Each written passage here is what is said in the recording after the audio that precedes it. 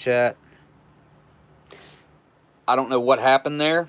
I think whenever I hit more options, whenever I clicked in there, my finger happened to be on the top of the screen, and it must have clicked allow chat, which clicks the chat off. So, anyways, hey, what's up, everybody? Let's try this again. Sorry about the confusion, the delay, the fumble of starting that live stream. Now, let me really quickly go in and erase that because it's hard to tell how many people might actually click on that to try to get into here. And I will make a very quick post to post a link.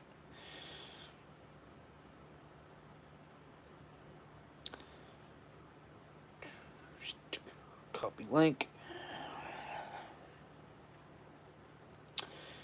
And I will go into my videos and try to erase that. See if it'll allow me to. It says I can delete it. Alright, it's gone. So there that is. Let me go back home here. Create a real quick post, which I don't have a thumbnail for this. So let's see if I can just take a picture. I don't know if I can or not. It looks as if I cannot. So what I'll do is, where's the camera at on this thing? There it is. I'll take a quick picture. Good enough. Really doesn't matter. It's just for the post.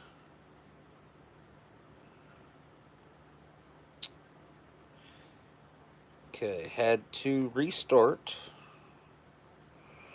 the stream.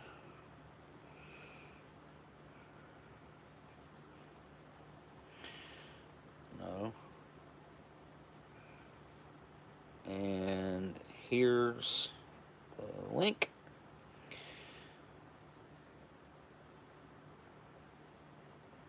Yeah, I'll get the kittens out here in a second. Wait. Huh. What the heck? I have no idea how she done that. Mommy got them out already. They're feeding right now. All of them out? How'd you do that, Gigi? I had that cage closed. Like, closed. Halfway. I only closed half of it, but still I don't think she could have got it open. Anyway, alright. Quick post, done. Turn that off. Alright. Okay, so let me start over. Flip the camera around. And yeah, I had to start this over, so let me fix the camera again. Every time I touch this tripod, it balances itself in a certain extent. The way the legs are pulled out on it, I can't lock them. Okay, so tonight, you see this that's out here. This is what I plan to do. I do have a couple things on standby right here that we may deviate to as well. Hey, what's going on? Tracy Phillips, Angry Blacksmith, Sunshine Side of Life, Spicy Tuna Rolls, James Ortiz, what's going on? Miss Marilyn, of course, Miss Marilyn. I saw CT. Did I say what's up, CT? You guys go subscribe to CT's channel if you haven't done that already. What's up, Fordman? Bourbon Street Joe, what's happening? Who else? Quint Lance, what's up, man? First time I ever seen that name in the chat. And not saying it's the first time you've ever been here, just saying it's the first time I've read it. Let's see. Andrew, what's up? Mike, what's happening? Daniel, hello. History Savior 1941, go subscribe to his channel as well. Viper GTS, I think is his channel name. Viper GTS. You guys should go subscribe to Viper's channel as well. Should be a link to that in my description. So, anyways, I've got an old MRE. And I've got that beef stew Sopaco sitting here from last week. that could compare mains or whatever. This is a 93, I believe. There was a date code on it. I looked at it last week. That was the last time I looked at that date code. But I didn't do it because it wasn't an 89. I thought it was an 89, yeah. 176th day of 1993. So, yeah. My leg is killing me. It looks different. I'm pretty sure the screw is just about as far backed out of my ankle as it can back out. Anyway, so I was talking about, I don't know really anything at all, hardly, about this. I mean, it is vacuum sealed. It also is in a cardboard box inside of this Mylar bag. Mylar triple laminate, really heavy duty aluminum bag. Does it say that? Keep ration dry at all times. Do not discard the metallic bag. It says metallic bag.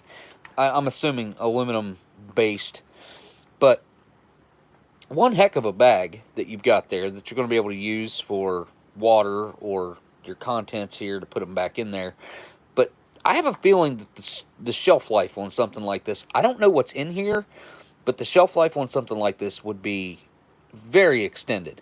And the date code on it right there, 2092, that is for 2022, the 92nd day. This is the April ration of the month, packaged. Oh yeah, April 2nd to what would it be? 4222. And Bob also gave me this little. We're not going to call this really a reproduction. I don't think. I think it's just a. I don't know what the word I'm looking for is. I had it the other day, but it's a. It's similar to the Naval Action Ration from World War II, but the contents very similar as well. But it's not a reproduction. That is not a reproduction. The stuff that Bob is going to be doing that you guys are going to see soon, yeah, if everything that he's told me happens, which I kind of think it might, it's going to be impressive. You guys, as ration hounds like me, you guys are going to be impressed with what Bob is going to be making, and I'm actually really excited to see this come to fruition, and it's going to happen pretty soon. I mean, by the end of the year.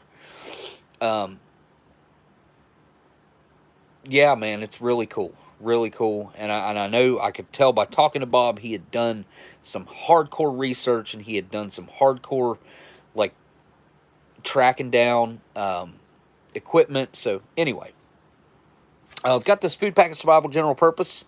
This is a 92.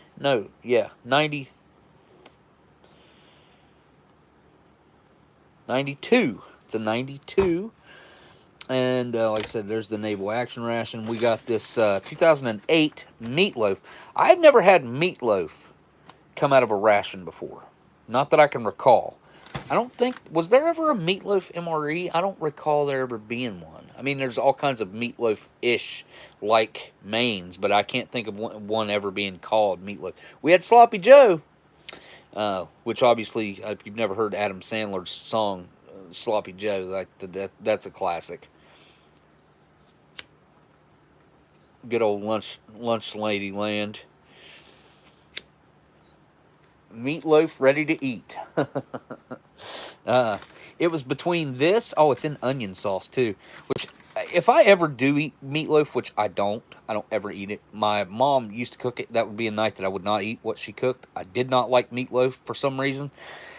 Although in my adult years, I don't mind it. I just don't ever get an opportunity to eat it. Ever. Like, it's just not something that I encounter. But I always had it with, like, ketchup on top, you know, and I would eat it with ketchup in my adult years when I'd eat it. So, I don't know what this is going to be like, but, I mean, obviously it says that it's with an onion sauce. And I do think that this is probably going to be fully edible. So, I don't know if this is like a full meal. I don't know what this is. It doesn't feel like hardly anything. Does it have a calorie count on it or anything? I mean, this is the ration of the month, or no, ration survival aircraft. But this is the ration of the month right here, April ration of the month. So I don't know really what that's going to entail. And now I found this old accessory packet. You guys wouldn't believe where I pulled this out of and what it looked like whenever I first pulled it out. It was literally covered in black goo, like from old pears and peaches, and could have been meat mains. I mean, it could have been all kinds of stuff. I cleaned up a whole bunch of MCI cans from all the way back from 1963 or 64, all the way up. I think the newest one I saw was 1978. But I cleaned up about probably 30 cans last night, and I've got about 30 more that I need to clean up. I'll show you guys 3 of my results right here, which these are, you know, these were a rare find in there. But like I found a blackberry jam. This is an older one too, I'm pretty sure. It looks like it's in pretty daggone good shape. This might be edible. I found a grape jam, which I don't think this one's going to be edible. It feels like it's leaked out. It just feels, I mean, it could maybe, oh, there's a little stickiness right there.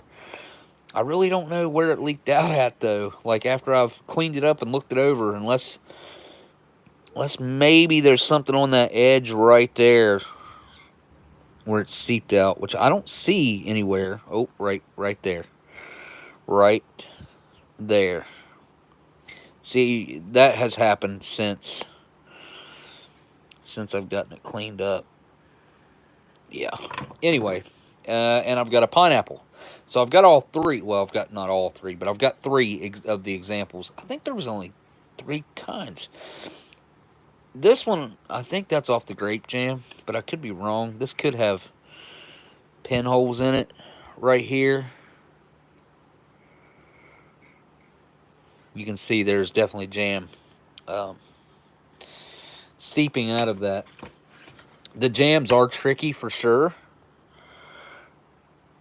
Steve's one video where he found a teeny tiny pinhole in the enamel. Oh, yeah. Yeah, well, I would have still ate that one, actually.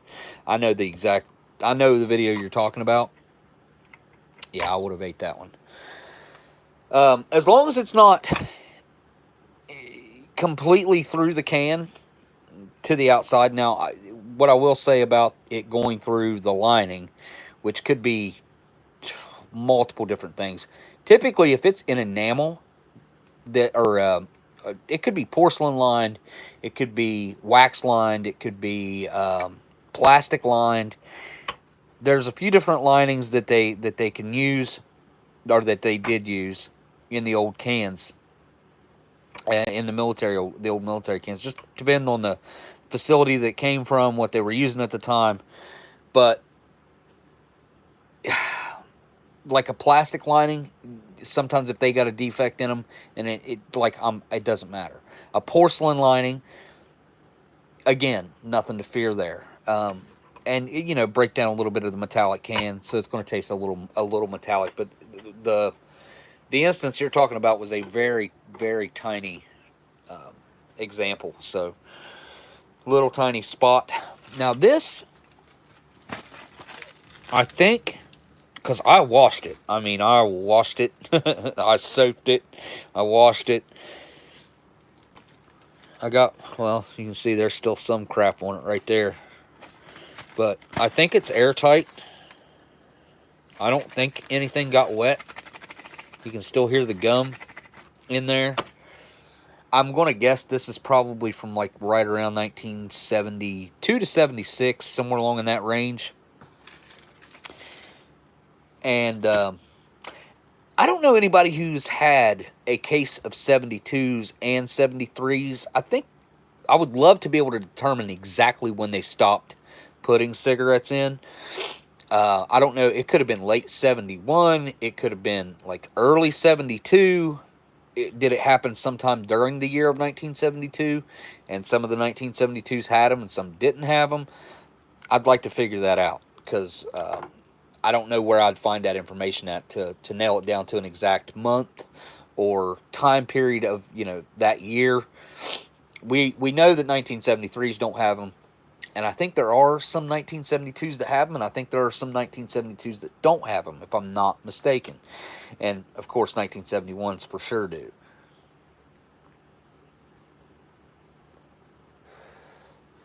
Okay, where to start? The kittens are doing good right now over there, kind of sleeping, so I'm gonna not get them right now. And let's start with this naval action ration. Take a look at this thing. Let me fix the tripod here. Oh wait, no, hang on. So where I had to start the live stream over. Turn the camera back around here for a minute. I've got the camera angle zoomed in, and I think it stays zoomed when I flipped it around. It seems that way.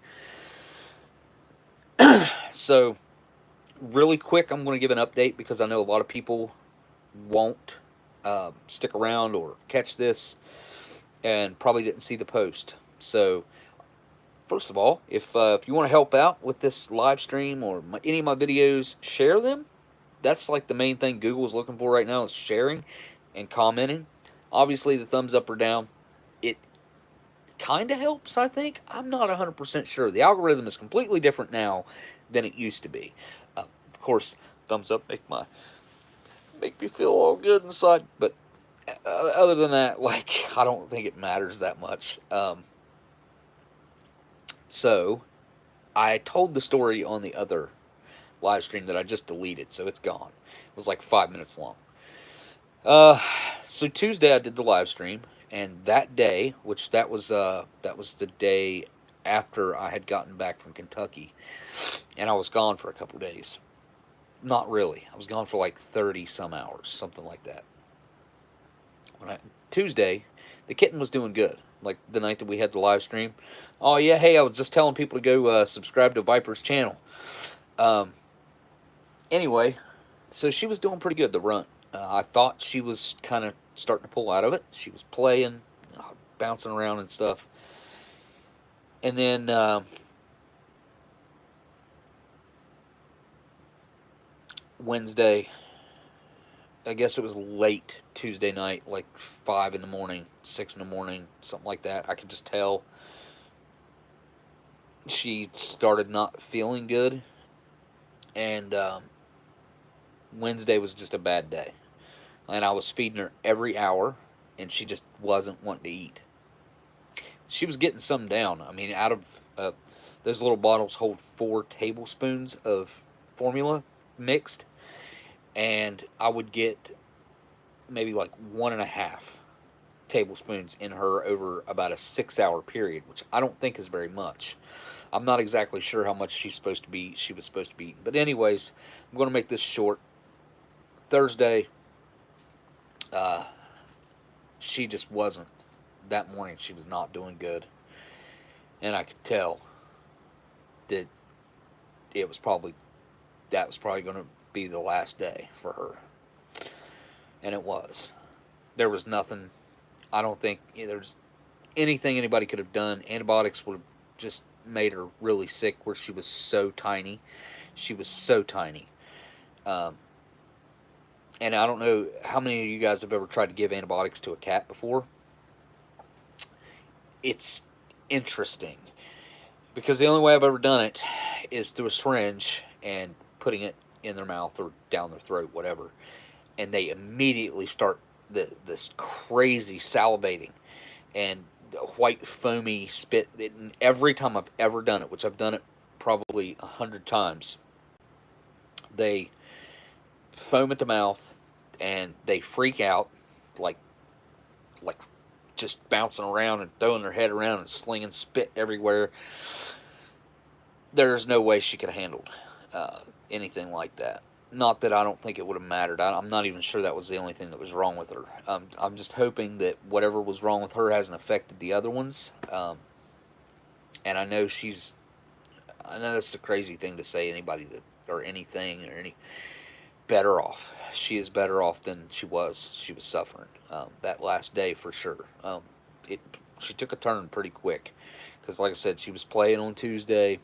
Wednesday she wasn't doing all that great, and Thursday, and between 5 and 6 o'clock she passed away on Thursday. So there's 4 left, and they seem to be doing okay and better every day. I think her being sick and stuff was dragging them down, which I'm still cleaning their eyes 10 times a day. Some are doing better than others. Like the little black one, only one of its eyes usually goes nasty.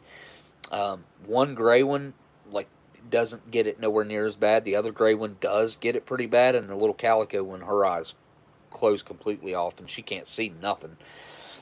She runs into stuff. She wants to take off running, and she can't see, and I've got to get her eyes and clean them out. Anyway, that was the update on that. I do have 2 packages right here. We're going to go ahead and open those up real quick before we get into the rations, because why not? Flip the camera around. I don't want to waste your guys' time. I think I'm super grateful that you guys are here. Yeah, James, I've dealt with that. That's definitely not what I had going on with that one. She had a heart. Oh, she had a pretty hardcore infection going on because, well, I could smell it. I could smell the infection on her.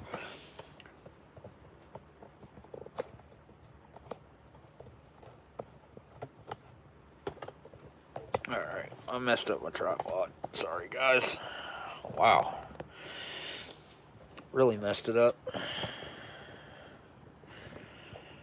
Okay. Let's move this stuff out of the way.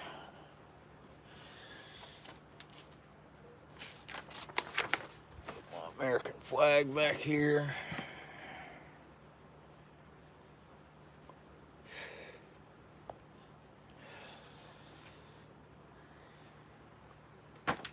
Alright.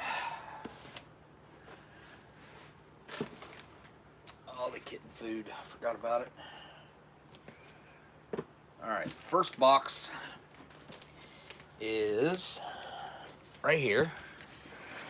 It's kind of a, they sent it in a mud pies box, and I have not taken off my address or anything, which, wow, look at that.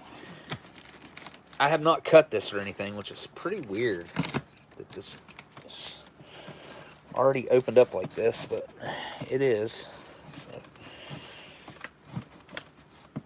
of course, this side's being contrary. Oh, yeah.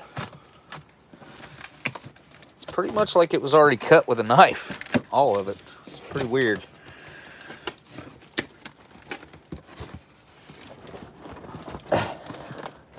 Yeah, this was a much larger box at some point.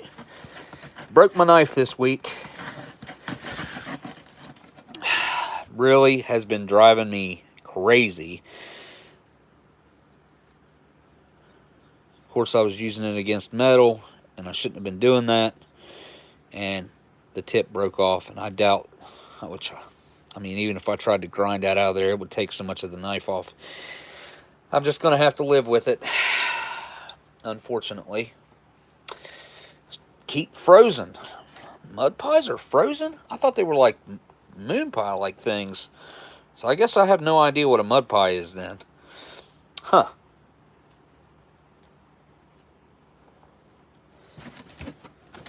Alright, this should be kind of interesting for you guys to check out.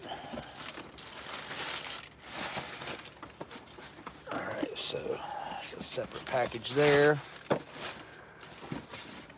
And this should be larger, I think, than this.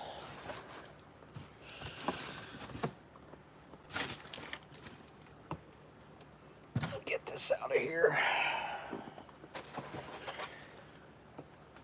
Whoop. Hey. Hi. What are you doing, little girl? Hi. Oh, daggone it.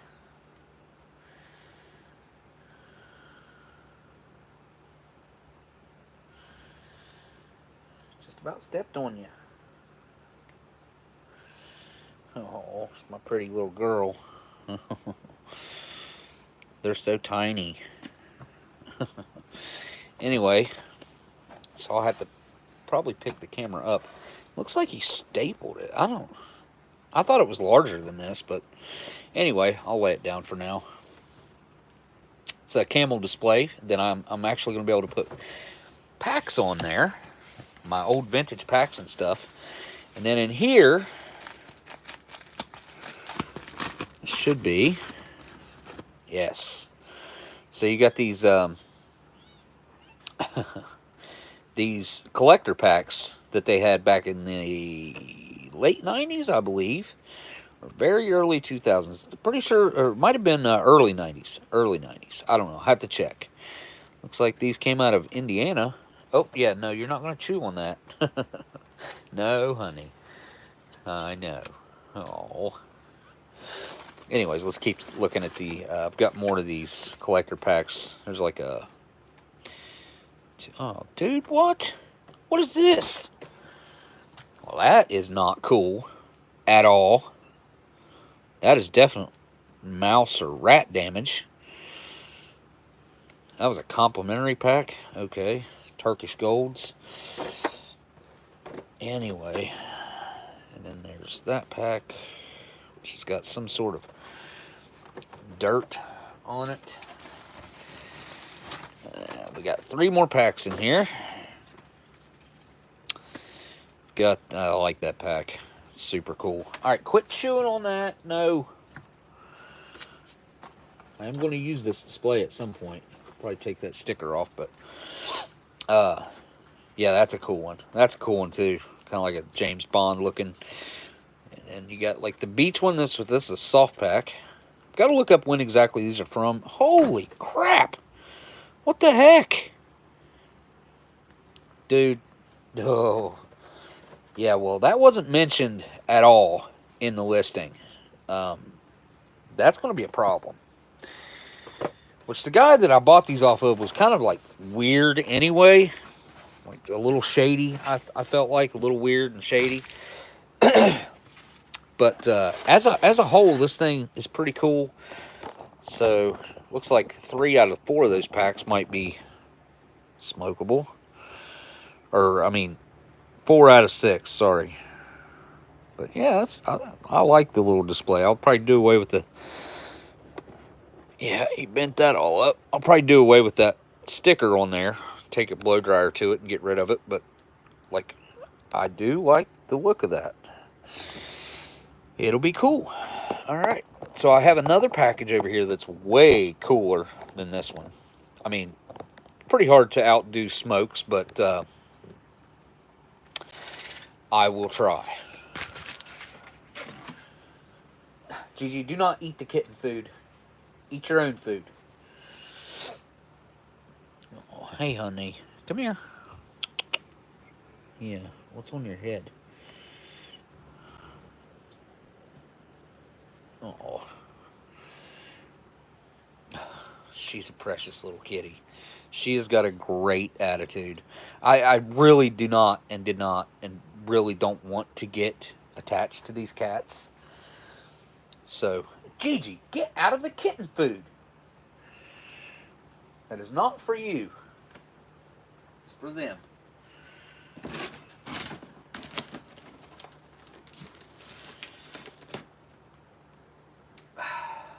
Where to put it right now. Right here. That'll work. Alright, do not climb out. Nope, nope, nope, nope, nope, nope. You gotta stay right here. Where'd your siblings go? Where's the little ones at?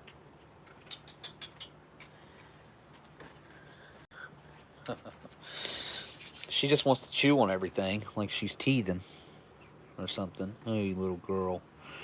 Hey, little girl. Hey, little girl. Alright.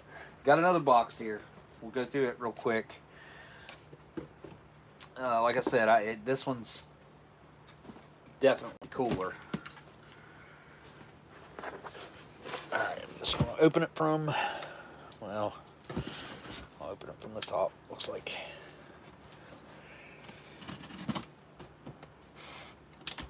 This one's been sitting here for about a week. What the heck? It's like he glued it together or something.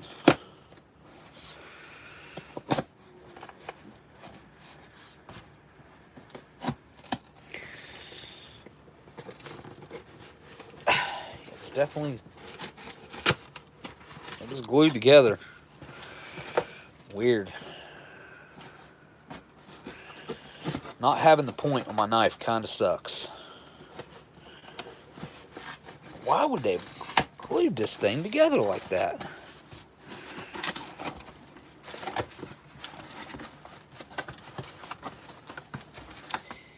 As far as I know, nobody's ever done one of these, and I really want to do this.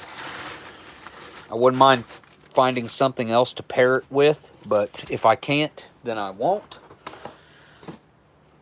This is pretty special. I've been wanting to get one of these for many years. Finally was able to get one. And this one looks to be in really good shape, I think.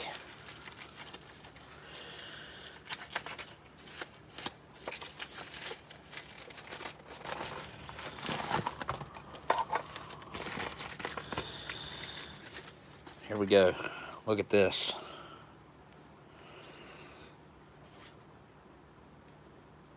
This is a World War I hard bread. Completely sealed still. I don't know if that's a new dent here, or I don't remember it looking like that, but maybe. There's the other end. The seam looks really good. I thought there was a date on here. I'm pretty sure these were only made for 2 years, like 1908, 1909, something like that. Look at that lead. Yeah, buddy. Ooh, yeah, those are going to probably taste really funky. Because it's not fully sealed. Or maybe it is, maybe it isn't. It kind of looks like it is. In person, it looks like that lead is up underneath there still. And has that corner sealed.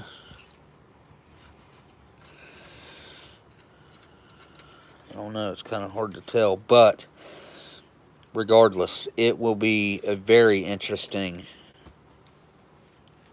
endeavor to try this. And it says to cut this end out, hard bread, 8 ounces, US QMC, United States Quartermasters.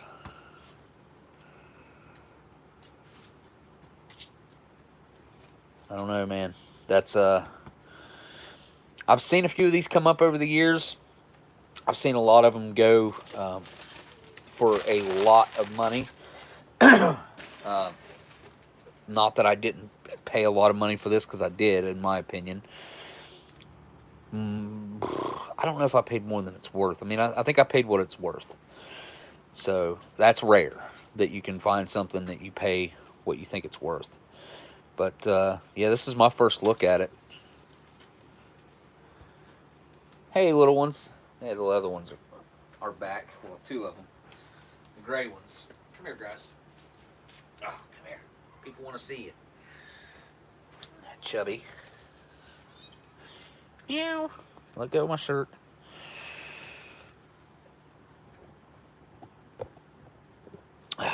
All right. Well, there's what I got. There's the packages. I need to move on quicker. Sorry, guys. I know it's I'm slow. I don't know what I'm gonna do. Let's see. I'll put that right there. All right. No. Real quick, guys, make your appearances, and then I'm gonna have to. Let me wipe your eyes out a little bit. Goodness gracious. Yucky. Yucky eyes. I need paper towels to clean you guys out right, but just for the moment so you can see. There you go, Chubs. Oh. Come here. Look at them eye boogies. Yuck.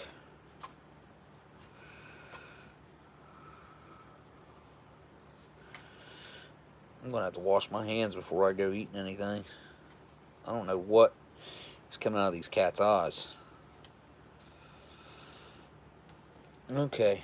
Well, you're better now. Better than you was. I think you can see now. These things are growing up, though. They're still pretty tiny. They're at that, like, perfect age for playing. Look at that tail. You look like you're getting ready to get mischievous. Yeah, you do. You look like you're getting ready to get into something. They like that IMP. Want to climb on it and chew on it and eat it. Especially the little calico one or tiger stripe one.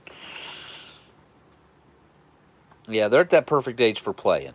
I mean, honestly, this is like, they're just at that age. Oh. We got to get your eyes cleaned out better, honey. Goodness. Oh. Your eyes are all watery now. They were clean.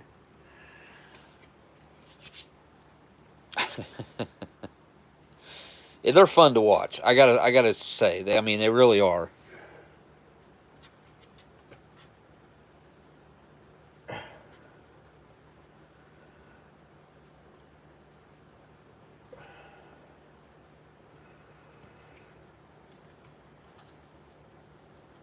There we go. All right, I'm gonna put you guys. Whoop. That was cute. That was cute. All right, come on. You guys go over here and play, okay? You guys go over here and play. I got stuff I'm gonna open and eat. Do all that stuff. I'll let you guys come up there at the end. Again. Wash my hands real quick.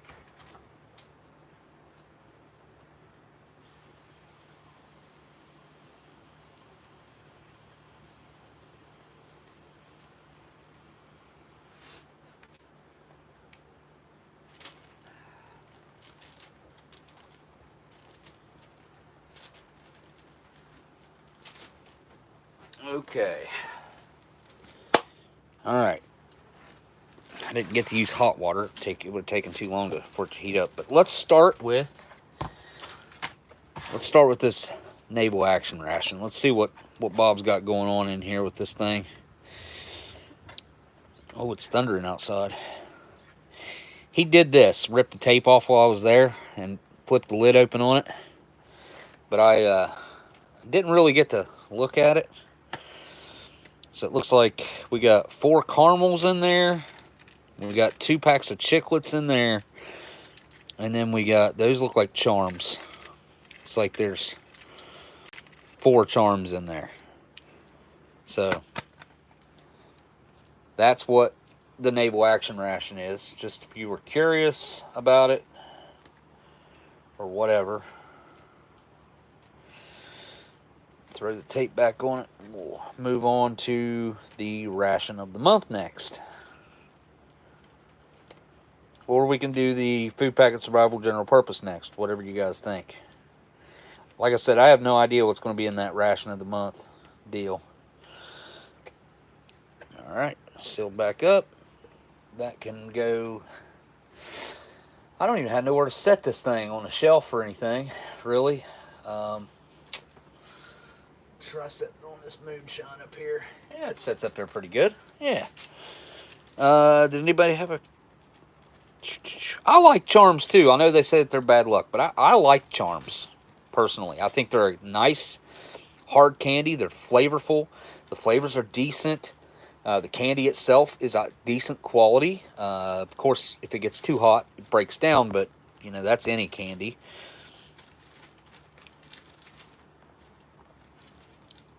All right. I think I finally did away.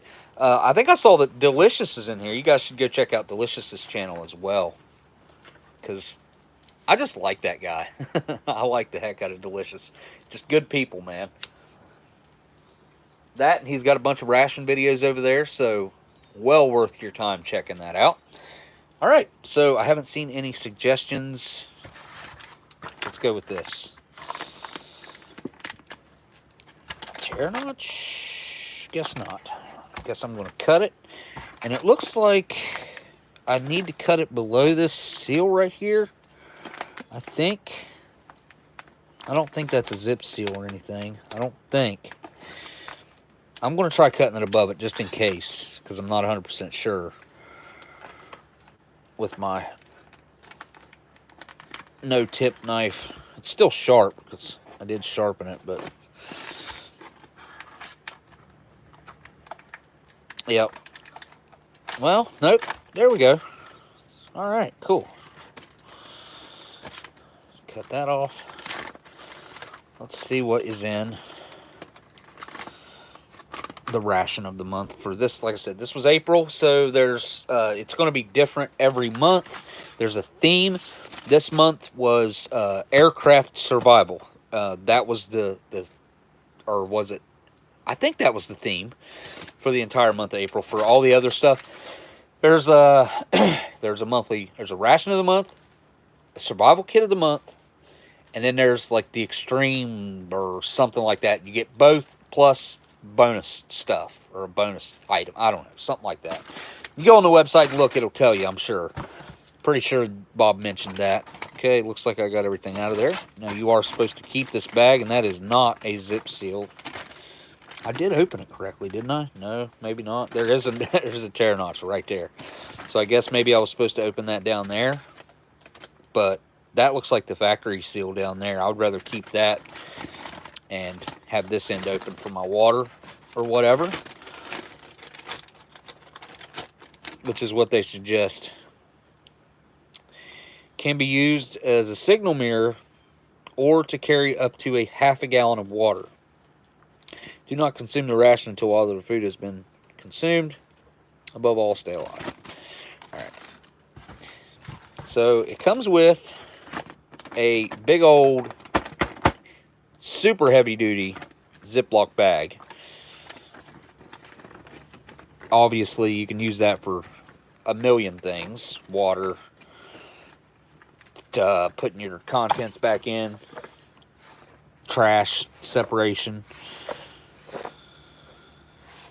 Well, here we go. It's a label.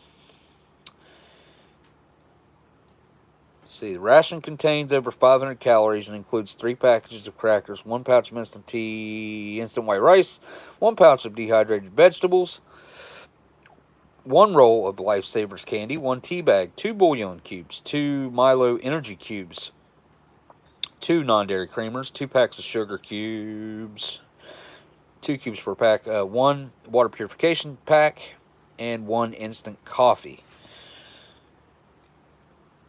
Use the included bag to keep this ration dry. Bag will hold 5 liters. Use the discarded box as fire tinder. Coffee causes thirst, so drink half a liter of water after consuming coffee. Milo energy cubes provide 2 grams of protein and 11 calories. Do not chew. Lifesaver candies do not induce thirst, so 1 roll should last you all day. Boil 16 ounces of water, add contents of the broth, or add contents of both the rice and vegetable pouches to the water. Let stand for 8 minutes. Then stir in both bouillon cubes. Never drink salt water. When walking at night, if your feet are pointing up, you're walking uphill. If pointing down, you're walking downhill. Find a river or a road and follow it to civilization. Believe in yourself. You can do this. Above all, stay alive. Well, there's that. So let's take a look at the actual contents. How do I open this thing? Looks like there's a piece of tape on it right here.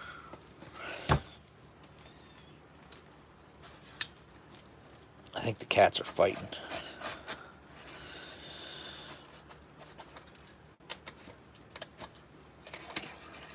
I think this is how it's supposed to open.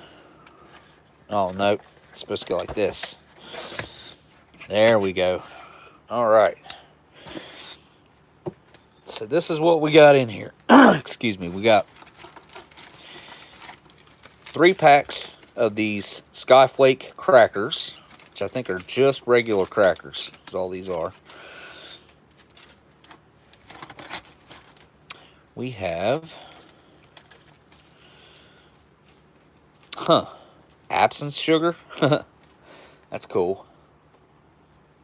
You guys know how absence is supposed to be consumed with like the absence spoon with like all the like holes in it. You put the sugar cubes on it, and then like, I don't know. I'm not exactly sure.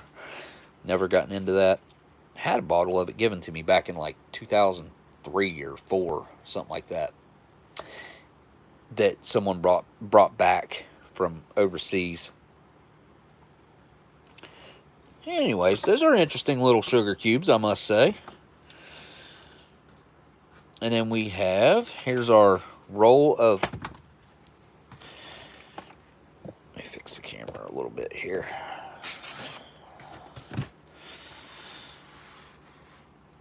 There's our roll of Lifesavers. 5 flavors. How many's in here? 14 candies. Nice. Little roll of Lifesavers there. Here's the Milo cubes. I don't know what these are. Energy cubes? I've never had one before. It says not to chew them.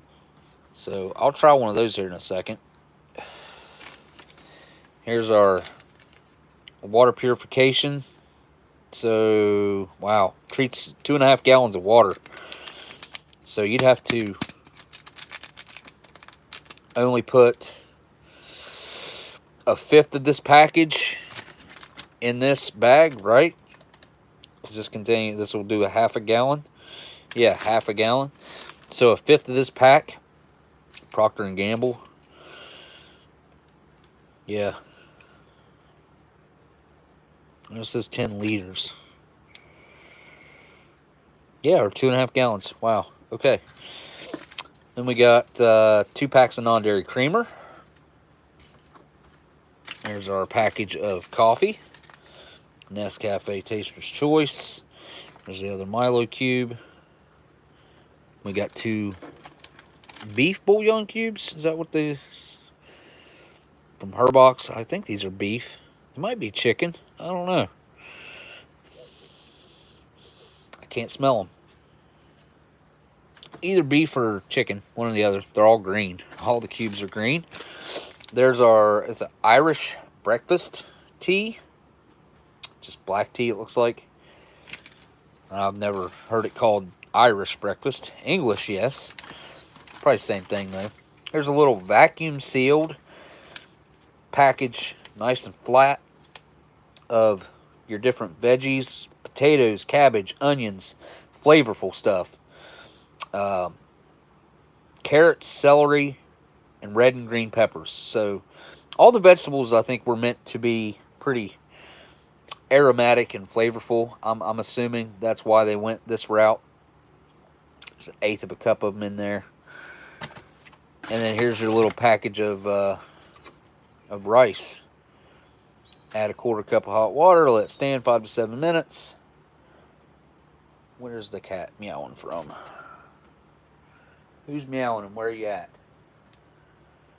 Because I heard you. Hi, honey. Hi. Oh. Where are you at, little guy? Hey, hi. Oh, come here.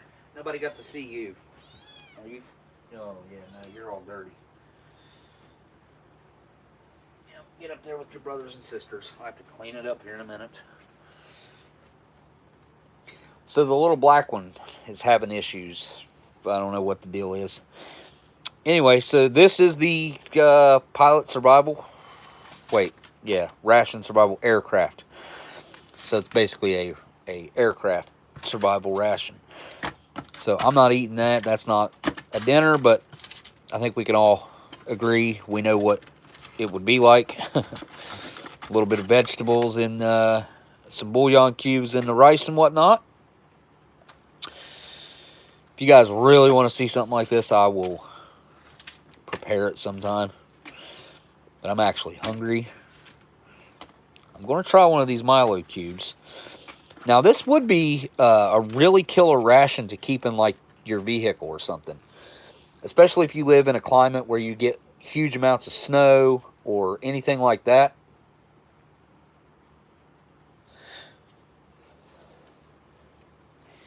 Yeah, I don't know what this is. Energy cube. Has anybody in the chat had one of these before?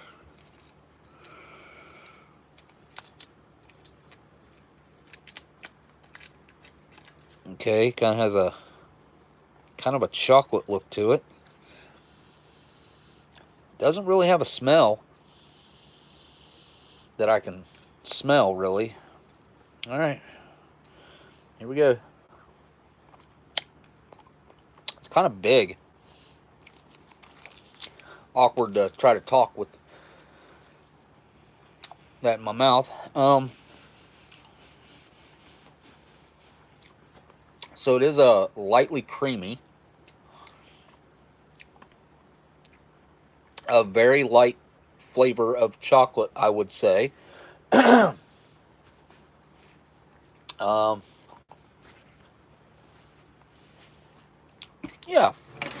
this ain't bad. Not bad at all. I want to chew it. I do want to chew it up.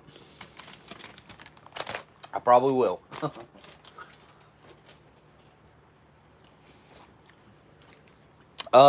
Let's do the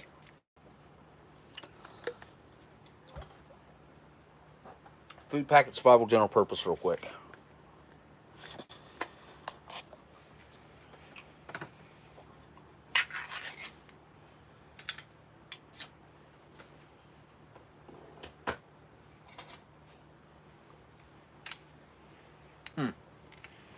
Well, no weird smells coming out of there. Sugar's still loose. I think it said there's 14 calories in one of these Milo cubes. I've never had one of these that was edible. This one looks like it's maybe edible. Hey, what's up, G-Salts? You didn't miss nothing, man. I screwed up one live stream. I had to start over. It's all good. Well, I said it might be edible, but I don't know. So there is a rice corn flake bar. So cornflake bar. Rice cornflake. Granola bar. It's definitely soft.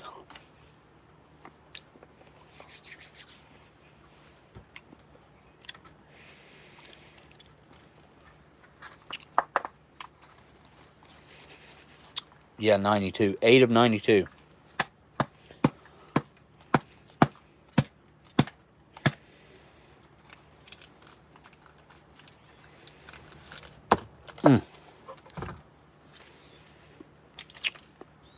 Another cornflake bar. Another cornflake bar. 3 cornflake bars and 1 granola bar.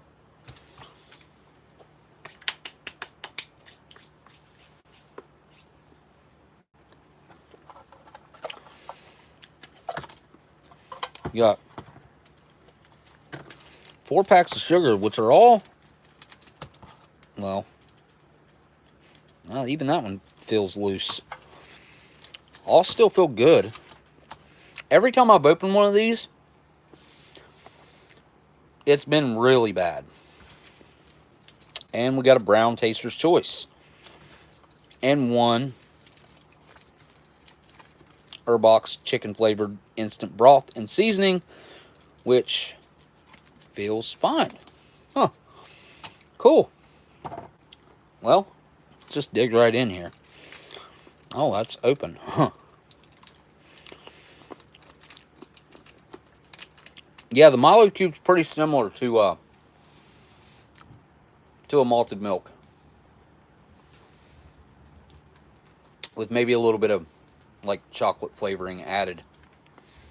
Okay, that smells rancid as pretty bad. But does this one look the best out of all three? Yeah, I didn't think they were supposed to be open like that. Maybe they are? No, they're not. That one feels maybe better. Yeah, that one's soft. This one probably feels the hardest out of all of them. It's like taped together on the top right here.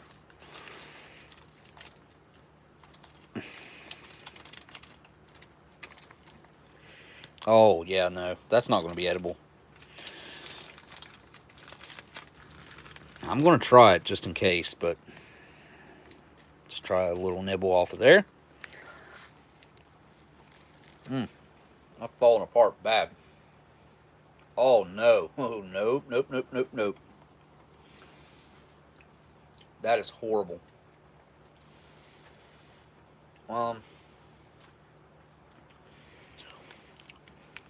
Ew. Tastes like paint. Mainly. Paint thinner. Slightly sweet on the back end. And a little bit salty. Yeah, no, I'm not eating that. I was excited thinking that this was going to be edible, but because it didn't smell really bad. But look at the oils. Yeah, this is just making a mess. Put it back in the can. Yeah. Let's take a look at the granola bar real quick, just in case. It's super soft. Look at the oil. Oh, so bad. It's so bad. Oh, yeah. I'm going to have to wash my hands after this, even though I put it in my mouth. Well, this one's, I don't know if it smells better or not. I don't know. It smells different.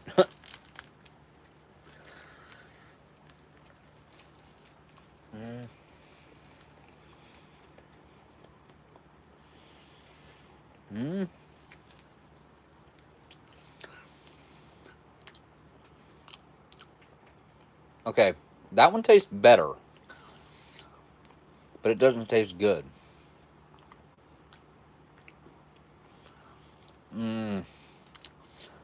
It's just definitely got that really strong follow-up of rancidity. I would say that this hasn't been bad for very long. You know what I mean? Like this is newly toast. Well, let me go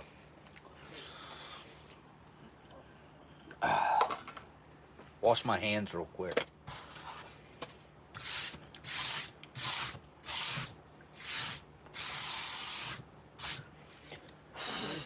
I'll vacuum those crumbs up later.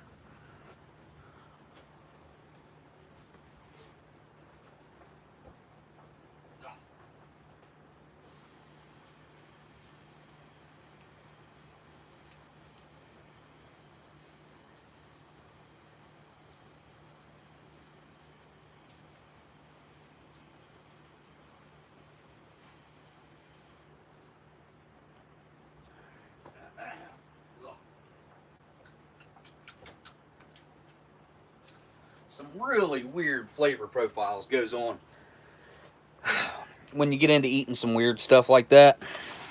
Let's take a look inside of this thing real quick, just to see if it survived, which obviously I'll have the coffee or whatever out of here. I don't see a tear notch on here, so this is most certainly from the 70s, judging by all the cans that I cleaned up. I've got bags of cans that I cleaned up I could show you guys.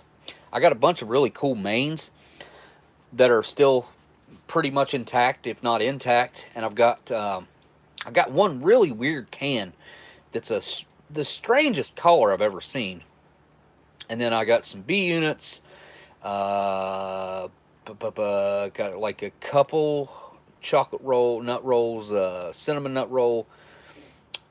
Not much stuff like that though. What is that from my hands being wet? I hope. I don't know. Or maybe not. I don't know. Well, everything stayed dry. Like I told you guys, I washed. I legit washed it. I mean, it looks like there's a little something going on in there. See that loose, like, black flakes? It doesn't smell wrong. It smells right. The matches are perfect. Nice and white. A little bit of something weird there. Not much. There's your salt. Looks good. TP. What era of TP is this? This is the... What's that say?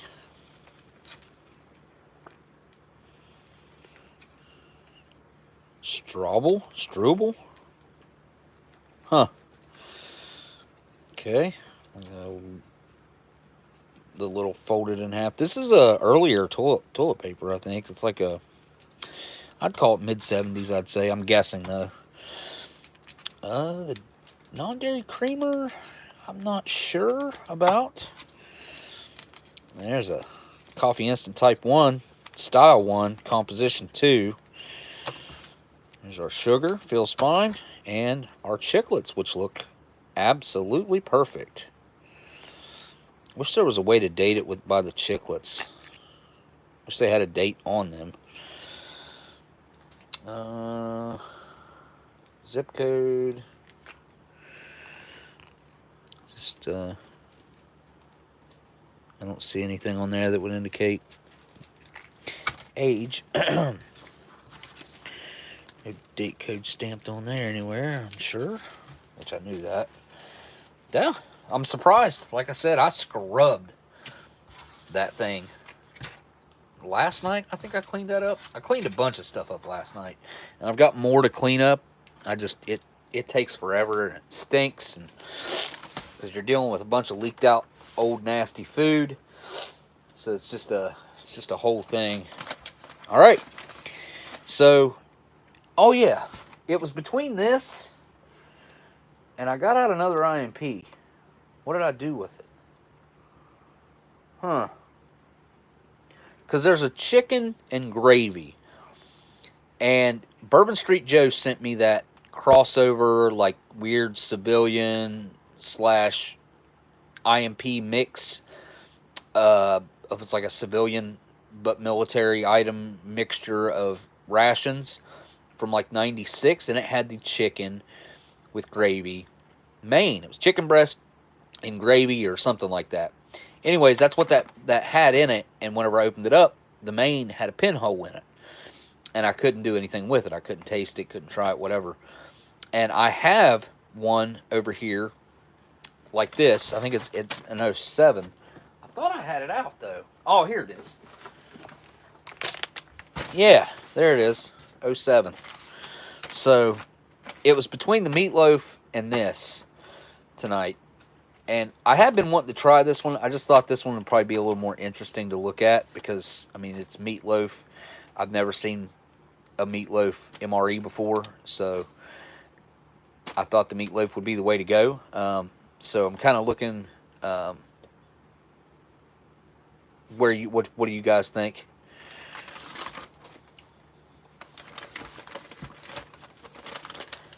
Man, if I can find another item to pair this with, this would be 100 and at minimum it would be 114 years old this year. So, well, 113 plus, so closer probably to 114. But I'd really like to try these. They do sound like they're still hard in there. And I just can't tell if that's got pressure on it from being sealed or what. I don't know. I'm excited about this one. It's really got me thinking. Anyway, there's bacon tins that you can get and put your own bacon in them or whatever. I just seen Miss Marilyn say meatloaf, so meatloaf it is.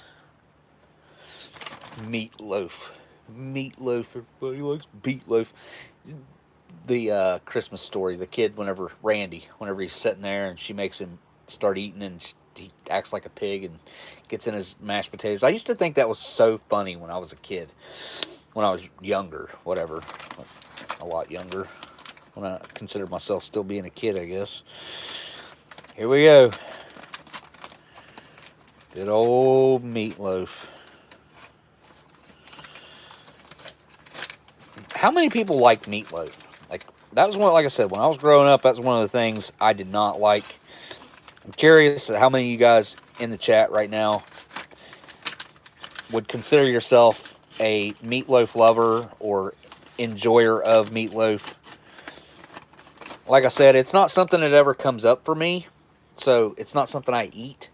Like, I can eat it, but it's not something I go out of my way to eat, if that makes sense. If I'm at a restaurant, there's no way I'm ordering meatloaf. Like, I'm going to have something else. I'm just saying. Like, I'll have a steak or, yeah, I'll have breakfast. I'll have waffles and bacon and sausage and, you know, all that stuff. Like, just something other than meatloaf. I like it if it's made right. Most put onions. I hate onions. Yeah. See, I'm not a big fan of cooked. Like, I can eat raw onions. Like, if I'm having a hamburger or a hot dog, I will have raw onions on it. I am not a fan of cooked onions because, as you guys know, I'm a texture eater. I don't like slimy, gelatinous things, and onions get like this weird sliminess to them whenever you cook them. So I've just not been a fan of cooked onions. Not to say that I can't eat them or whatever. I mean, I can, and I do. Like, I just got Wendy's chili, and that freaking chili, like, last time I had it, it was great. It was really good. Lots of beans and lots of meat, which is just a hamburger patties cut up, which is kind of silly. But anyway, I really enjoyed the chili last time I had it. Well, I got it yesterday, and it was like nothing but a bunch of chopped up tomatoes, onions, peppers, a little bit of green peppers, but mainly onions and tomatoes chopped up and cooked, boiled into that, which is like a slimy, gelatinous. It didn't do it for me. Anyways, I was just curious how many of you guys thought you're a meatloaf person versus not. Ooh, Dad's Oatmeal Cookies. 4 of them.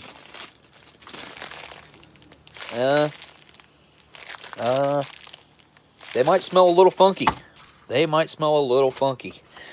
And then also we have the Ritz sandwich crackers, which last time I had these, they were edible still, surprisingly enough. And that just never happens because it's the ingredients in these things is why they don't hold up. The cheese, the crackers are super buttery, so there's a lot of fats in there that can go bad. And then the cheese, obviously, it's got a bunch of oils and stuff in it that cause it to go bad as well. But we'll see if those are still edible. If these came from the exact same batch as that last one that I had that had the Ritz in it. Kind of sucks that that's what we got as our snack item in here. I was hoping for like a candy bar or something. There's your beverage bag. So we might use that. We'll see. I kind of like the old school bags better than I like the new ones. There's your chiclet style gum that look absolutely impeccably perfect. Really good. Really good. Got your matches. Of course, they're going to be made by Eddie Match. I got a pack of matches recently, man. And I didn't realize it until after, but they weren't, they were a white pack like this, but they weren't Eddie. I can't remember what the brand was on them, but I can't remember. I can't remember what I've done with them. We got a package of strawberry jam. It's 19.5 grams of it, which is not enough. It's not enough jam. Well, you know what? They thought of that back then, and they gave you 2 packs of jam. Good old Canada. Hooking you up like they're supposed to. I love it. What do we got here? We got a cup of soup. Contain MSG. MSG, where your flavor at? What's that guy, Uncle something? I like how he talks. MSG, he says. Try as a 3 p.m. snack. Tomato with croutons. So this is tomato soup. Last time I had tomato soup, I'm not an eater of tomato soup either. But the last time I had it, I made it for guys when I made grilled cheese. And I made grilled cheese with pepperoni in them on the boat, which was probably back in like 2010. I can't remember the last time I did it. The last time I had tomato soup. So it's been like, what is that, 12 years? 2010? 22? Yeah, 12, 13 years since the last time I had any type of tomato soup. Don't ask about the seasoning and the pepper mix for that. Can't, what? What are we talking about, Miss Gail? Can't stand it, though. I can't stand the thought of Wendy's chili now. I'm sorry. Sorry about that. I wouldn't say I'm a huge fan of it or anything, but last time I had it, it was good. This time I had it, it sucked. All right, so here we have an instant coffee, type 1. Here we got a whitener for our coffee. And is that another whitener? Yeah, another whitener for our coffee. Got a sugar, classic, same as what they use now. We have a watermelon sports drink, which is cool. Cool. It's one I don't know. I'm pretty sure I've had it, but I haven't had the vintage style. What is this? Instant mashed potatoes. Nice. This will be good with the meatloaf. All right. I'll tell you what, man. I've been craving that chocolate dessert that I had with the... I can't even remember what menu it was. But Don Juan, if you have a repeat of that menu that I had that chocolate dessert in it, I want to buy that thing off of you, dude, because that was freaking incredible. And I didn't get to have it with the ice cream. I wanted to heat it up and have it with the ice cream. But, man, that was one killer vintage dessert. And, yes, I do consider this vintage. Okay, we got us an orange pico. We got a tea bag. So it's more like a floral tea there. Oh, cool, we got ketchup. It's one of those really heavy-duty retorts, too. I don't know if you guys can tell. It's like that rough textured retort.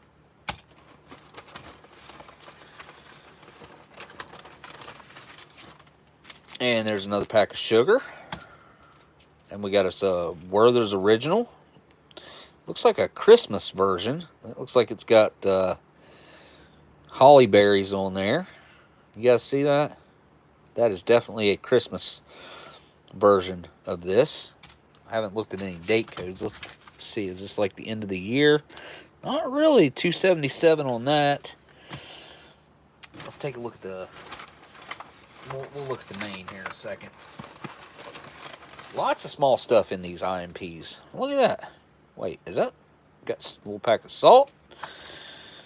We got our Canadian issued butt ration or napkin or whatever you want this to be. Whatever you need at the moment. And here's our spoon, which is, you know, not bad. It's not the greatest, but it's not bad. All right. What else is in here? Ooh, cherries with syrup. Nice. This is not our standard fruit dessert. Very. Oh, wow. That is very watery. Very runny. That should be an interesting look. But what am I going to eat this with? Just cherries? Like, this should go with something. Maybe the oatmeal cookies if they're any good. We got our meatloaf with onion sauce. There's your ingredients list. It's only a mile long. Good Lord. That's a lot of ingredients.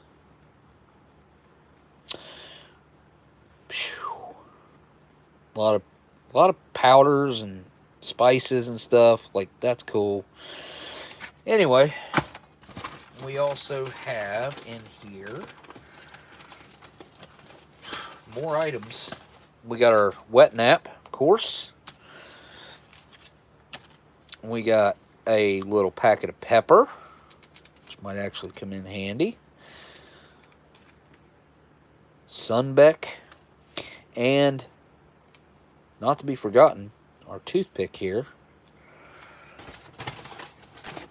And also the menus, your feedback sheet here.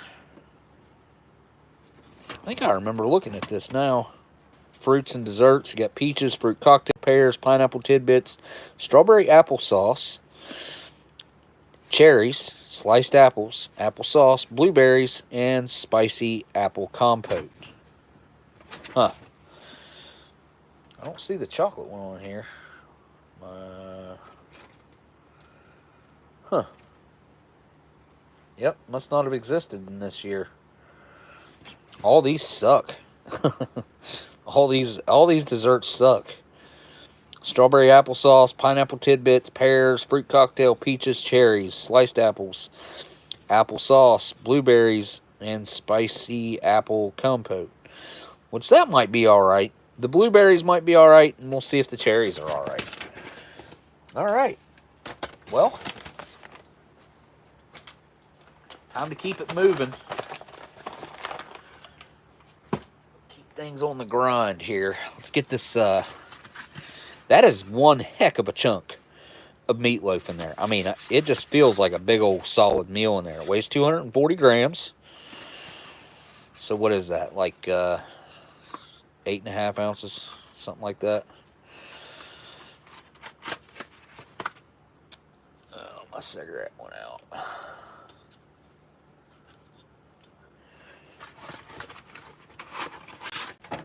Yeah, look at that. Oh, that's soft. Man, that sauce down there too is like really thick, which I'm sure it'll thin up some.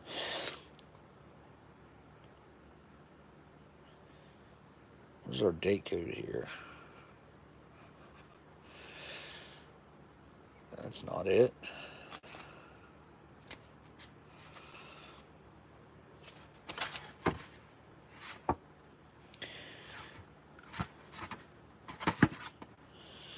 Okay, 296th day.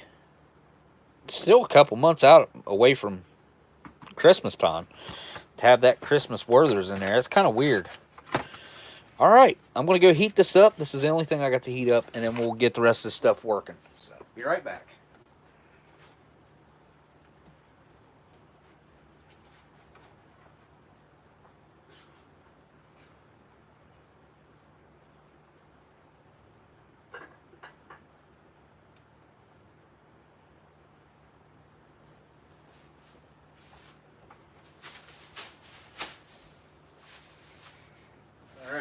Smart enough to grab a trash bag for the first time in like forever.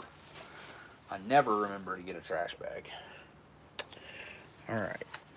Start moving all this stuff over here out of the way. Get my tray up here.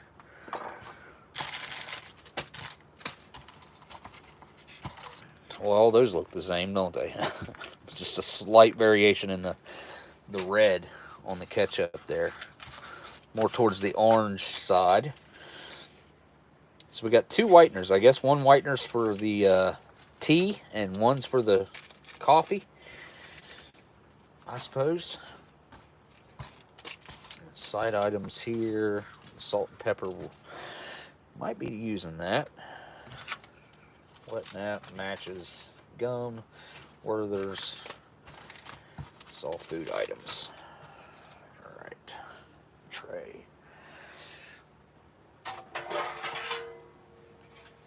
Alright. I don't want to leave that in there for too long, so 80 on my timer here is whenever I will go and get it out. So drink. All this stuff got to be prepped. Cup of soup. Everything's got to be prepped. Mashed potatoes. Got ketchup right there. What are these supposed to go to? I don't even have no crackers or nothing to put these on. Kind of sucks. I should have got a B unit out. I don't think I have one handy. Maybe I do. If I have a B unit handy, guys, we will open one just so I have crackers. Huh. Thought I had one out. I don't know. And here's all the other drink stuff. Down up there, we got sugar, tea, whitener, coffee. Which I'll save on that because we're going to use this old coffee over here. Right? I think that's what we had planned.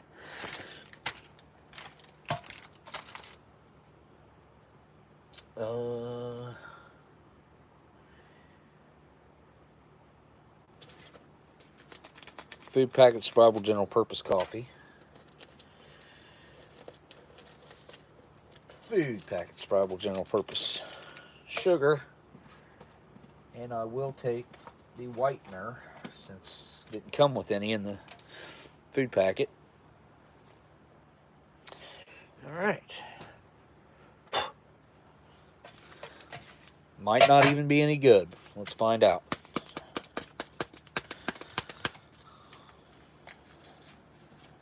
Well, it looks perfect.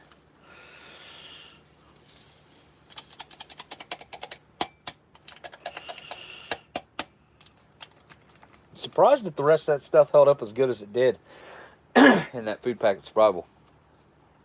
Which that thing, unfortunately, is just going to go in the trash.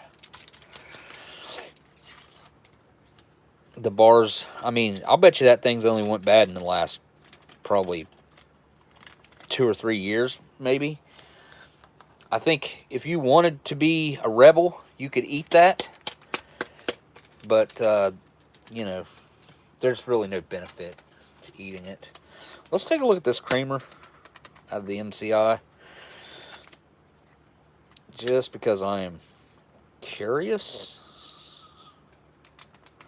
Oh, I didn't think it'd look like that. I did not think that it would look like that. Well, that's definitely toast. No good on that. This one should be fine, though. It's only, what, 14, 15 years old? Is this a 2007? I think it's 07. Anyway, that creamer looks perfect. Yeah. Yeah. Non-dairy cheese, yeah. Yeah, I would not eat. I don't think I would consume that. I'd have to be literally starving to want to eat a creamer that looked like that. You know what I mean? All right, let's set that off to the side. I'm just going to knock out a couple hot drinks at once. Let's do for the tea. Yeah, we'll do the foreignmre.com mug. What kind of tea is this? Huh, no name, no nothing. Interesting.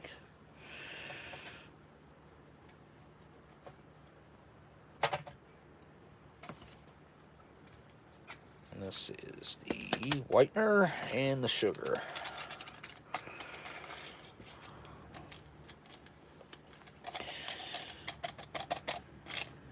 Sugar. Oh, crap. I gotta go get the meatloaf. It's been in too long already. Ah.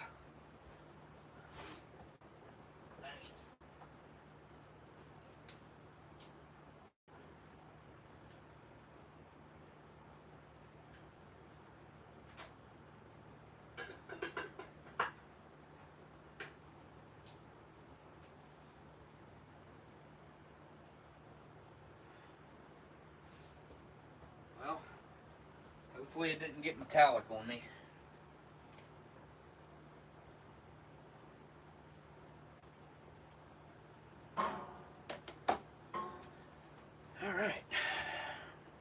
off to the side here.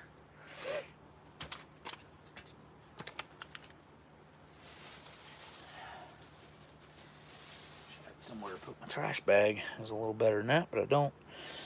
All right, whitener. That's what I don't have, is a bunch of packs of creamer laying around. Got sugar, but creamer, no, I do not. All right, what's this call for? Add hot water to the dotted line all the way up to here? No freaking way. Add hot water to the dotted line and mix well. Salt and 1 packet of tea and coffee whitener may be added. Am I reading this wrong? What the? God, what the? This can't be right.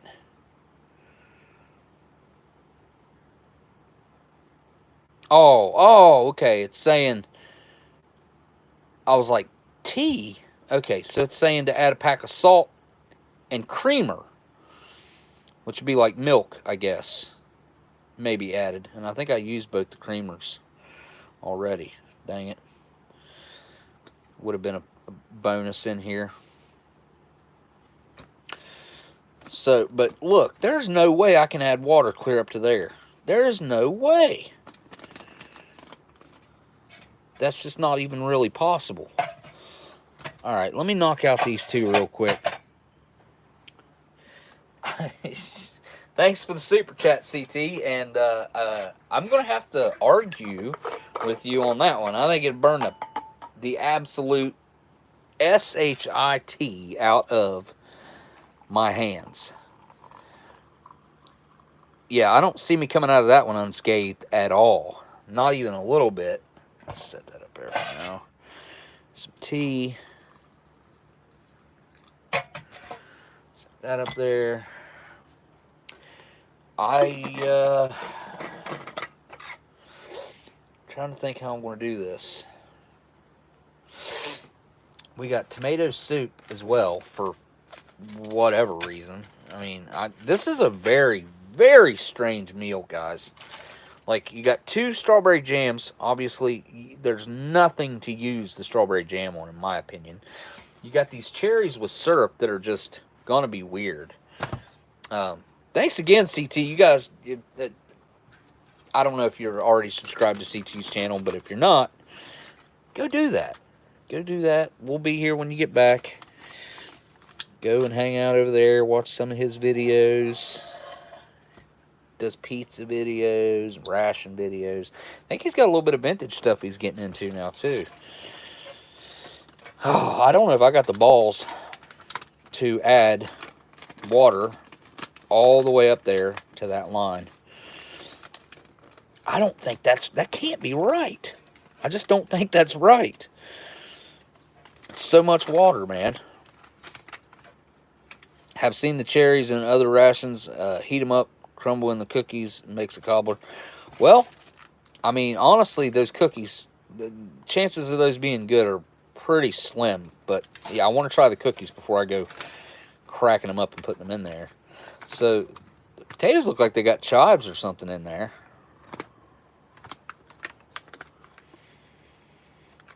They smell like, that's pepper. That's just pepper. So I'll tell you what we're going to go ahead and do. We're going to go ahead and add this salt into these mashed taters, because it does say to do that. And I'm sure it's going to need it. Yeah, just throw the salt in there and you're good to go.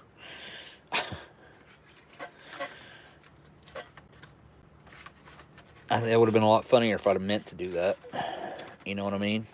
Just throw the whole pack of salt in there.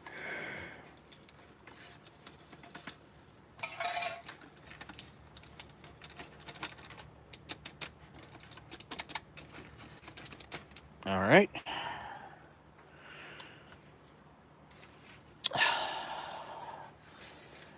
All right, I guess. I'm going to go for it.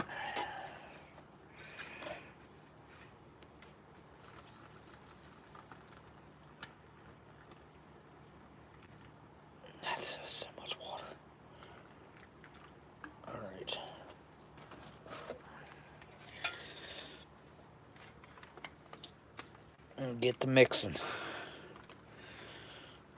I swear I think that's way too much water.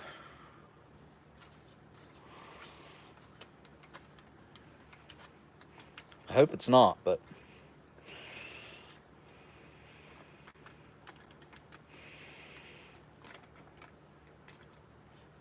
oh my God, that's hot. Whoa.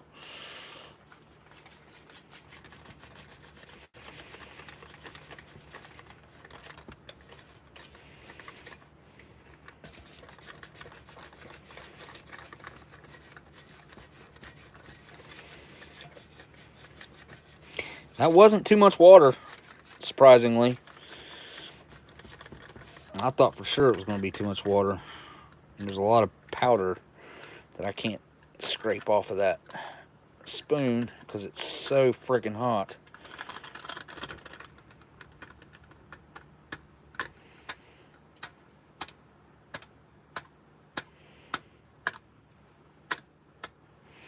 There we go.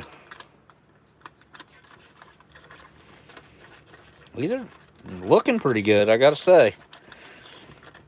They look like old instant mashed potatoes. I wish I would have had that creamer to put in there, honestly. I think that probably would have been good. Man, these things are hot, though.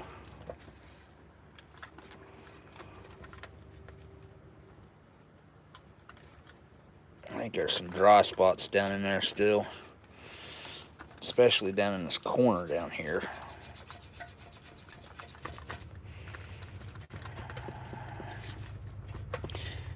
Add just a little bit more water.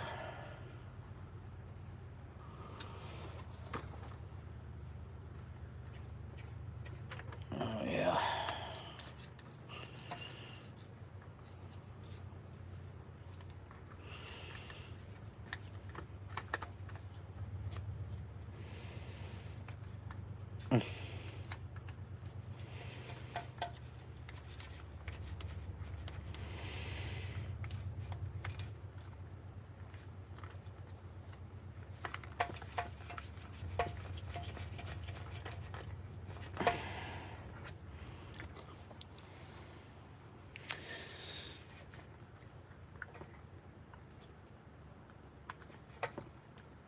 Yeah, there's still powdery stuff down in the bottom. These are difficult to make. I'll tell you, making these in the field, if you actually had boiling water like I did to put in there, it's not easy. See them chunks? That ain't supposed to be there either. It's just dry potato. That's not pleasant to encounter while eating.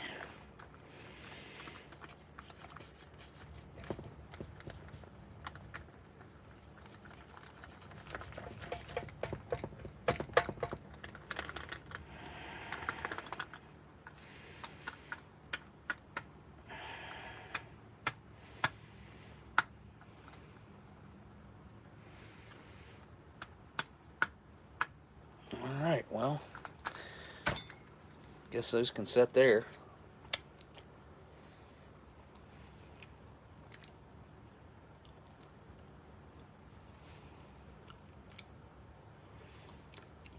Well, from cleaning the spoon, those things are heavy on the pepper. I mean, that's really what the flavor of those are. Instead of them being like a garlic potato or a buttery potato, it's like those are black pepper mashed potatoes. That's interesting. I've never had mashed potatoes that were strictly flavored with black pepper, but that's what we got going on here. Made a little bit of a mess with them, I guess.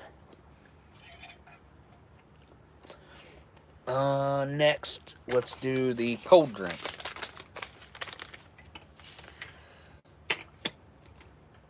Yeah, we'll go with the Gremlins. Why not? Haven't broke out the Who in a while. Or the Who? No, Pink Floyd. Pink Floyd. The Wall, as a matter of fact. That smells really pleasant. It's got a nice odor to it.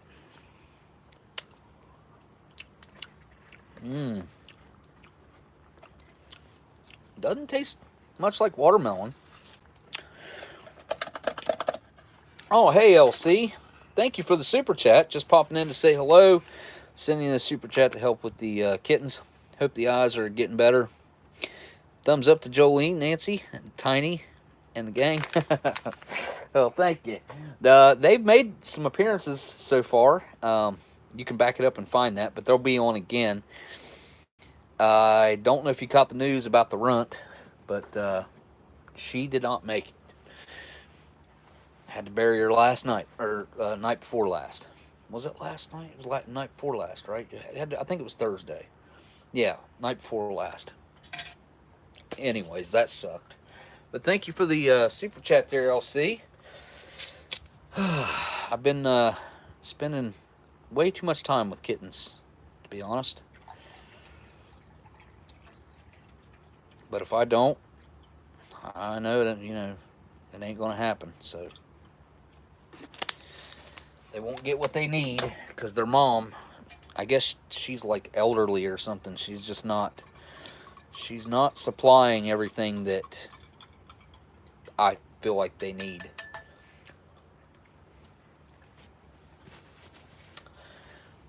So I gotta say, like, this IMP seems to be in really, really good shape.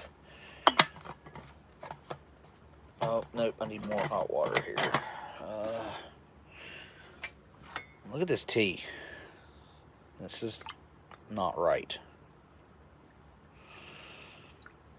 That creamer didn't mix in at all. It just was all floating right there on the top, which is weird. You can see it's like almost curdled. Super weird. Not normal for the IMP creamer usually doesn't give me any issues like this, but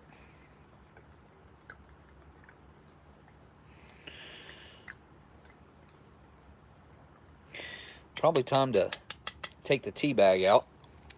I'm sure it's plenty steeped at this point. And yes, wow, that's hot. I wring out my tea bag. The English do not like it when I do that. And some Canadians too. Not a fan of my wringing out of the tea bag.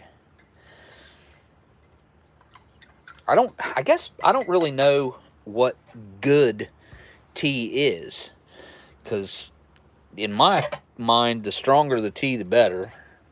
Usually, I mean, there is a point to where it can be too much. Same with coffee. I mean, but it's got to be pretty strong for me to be like, oh, that's strong. Yeah, it's got to be up there.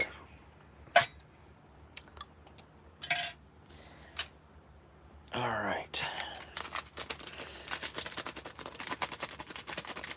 Tomato soup. How much water does this take? 6 ounces of water. 6 ounces. I don't think my little condiment bowl will hold 6 ounces. Maybe. Be pretty close, I'll bet. I'm going to give it a try anyway, because I need the other bowl for the meatloaf. Ooh.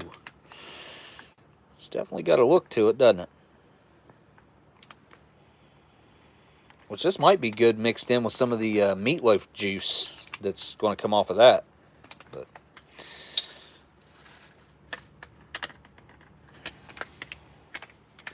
yeah, there's no way that's going to hold it. Hang on, let me go grab another bowl.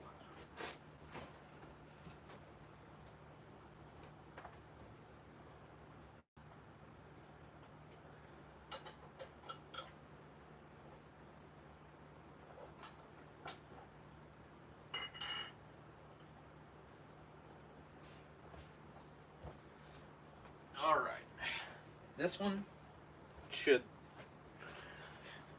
work no problem.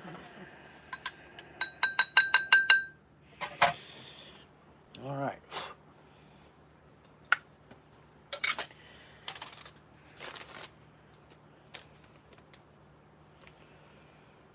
Oh, I guess I could have used a cup.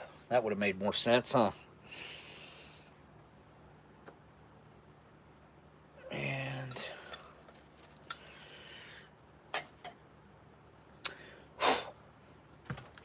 do a proper measurement here. I figure I ain't got much more than 6 ounces of water left after doing the 2 cups right there.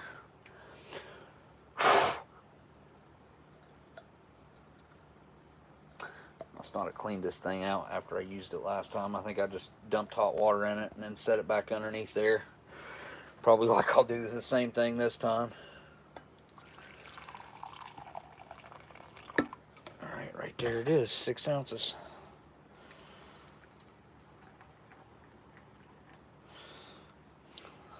More water than I want to put in there. Put at least an ounce of that water back.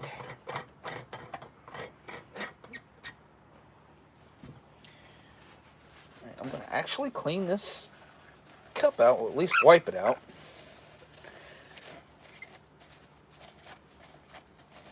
As far as the kitten's eyes go, LC, I know you mentioned that they're still definitely struggling in the eye area. I don't know. I haven't looked up anything to do about it. I just keep cleaning them. I guess it would be better if I could do something permanent as a permanent fix for them. Couple more weeks. I mean, I'm not exactly sure on the date, but not long, and they're going to be going to a new home anyway. And I'll probably take you guys along with me whenever I go to find them new homes. And I had something planned to take you guys to a place tonight, but I walked over there and checked it out. I'm having serious second thoughts.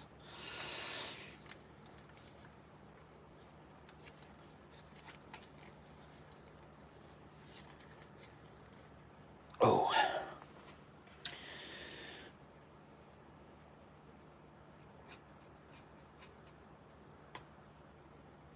All right, we got more mashed potatoes if we need them.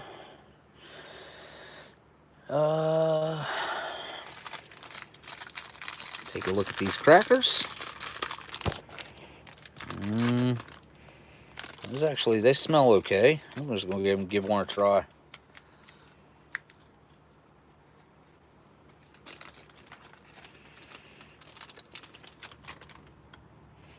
Kind of stale. No. They're not awful. They're not good either. They're edible. They taste like... What is that? The cheese has a really weird flavor to it. Almost kind of minty. These kind of smell... They smell a little bit sweet. They don't smell like an oatmeal cookie anymore. I can tell you that. Kind of an old scent to them. I don't know what that is. Burnt oat, maybe. Alright, let's take a look at this oatmeal. Or oatmeal. Meatloaf. Why did I... Let's think about the cookies, I guess. Alright. Meatloaf and onion gravy. Oh, it smells really good. Wow.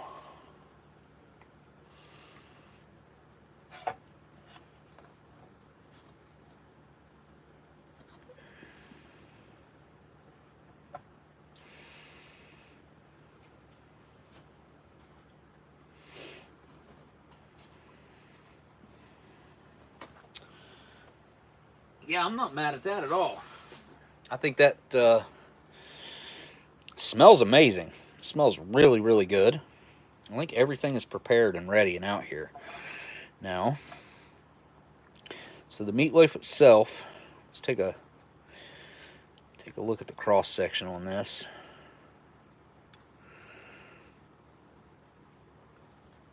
I mean, that's pretty typical meatloaf look there. You got some sort of bread binder in there, and then you got your chunks of meat, which look really good, actually. Like some sort of roast. Doesn't look like ground beef. And then the gravy itself looks pretty decent. Looks like a pretty typical brown gravy, onion gravy. All right, here we go. Down the hatch.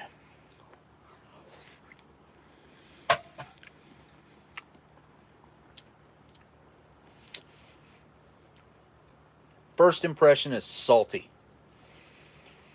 That's the first thing I got. And then I got onion, obviously. Very strong in the onion flavor. There's a lot of fat in that meat. A lot. It's like almost like, it seems like there's like a marbling throughout of fat. You can feel it when you're chewing it. But it's not bad. I wish this dish needs bread. Like this should have had a loaf of bread or some crackers, something. These are not, this doesn't constitute crackers that I could eat with the soup, or I would not eat them that way. Maybe scrape the cheese off or something, but I don't know. Let's give the potatoes a try on their own. Look at all that pepper in there. Oh yeah, it's crazy. It's just like throw a bunch of black pepper in the potatoes, make them pepper flavored potatoes. Give it a try. I did put the pack of salt in here. Good and hot. I mean, they just straight up taste like black pepper. The mashed potato part of it is just, it's shadowed by the pepper flavor. Pepper flavor is very, very pronounced. So I definitely think it needs some of this. Looking like Thanksgiving up in this mug. Some of this brown gravy. Alright, let's see how the mashed potatoes go with the gravy.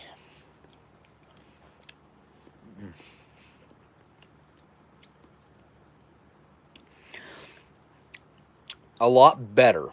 But surprisingly enough, still the only thing I can taste is the pepper.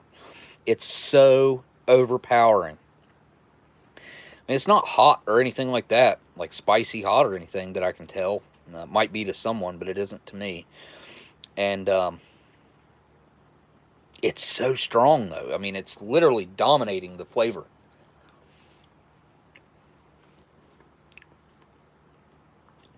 I've not eaten anything this heavy with pepper, black pepper, maybe ever. And it doesn't like look to be too, but it is. It's just it's peppered throughout, peppered through the whole dish, I guess. So let's get us some mashed potatoes, gravy, and a bite of meatloaf here. And I feel like this is going to be where it's at.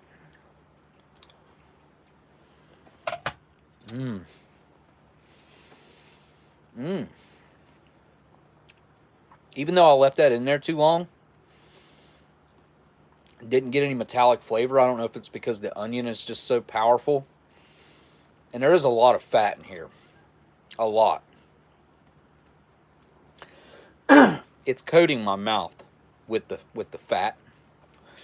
It's not that bad coating of the mouth when you have a bad dessert item or something, but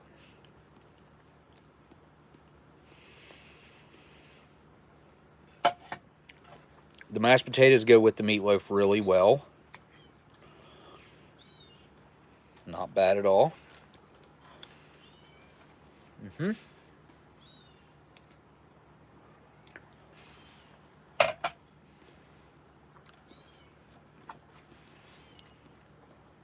Pretty good sized chunk of meatloaf they give you too, which is good.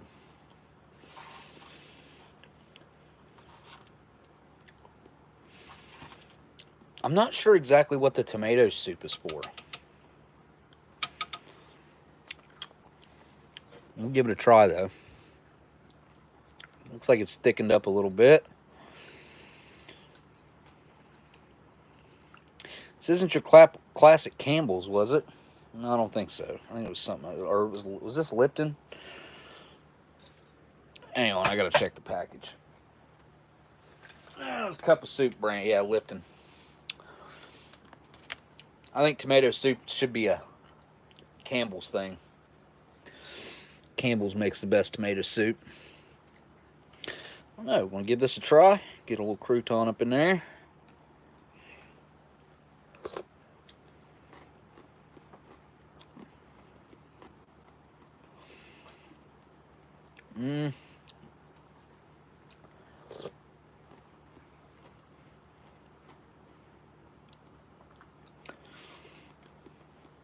I should have put less water.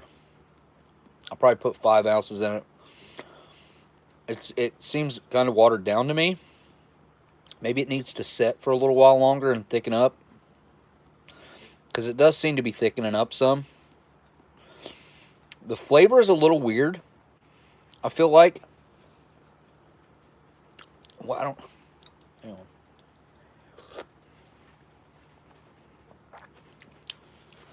Not sure what that is. It's something. It's just kind of odd about it. I don't feel like it's went off or anything. Oh, man. GG. Yeah.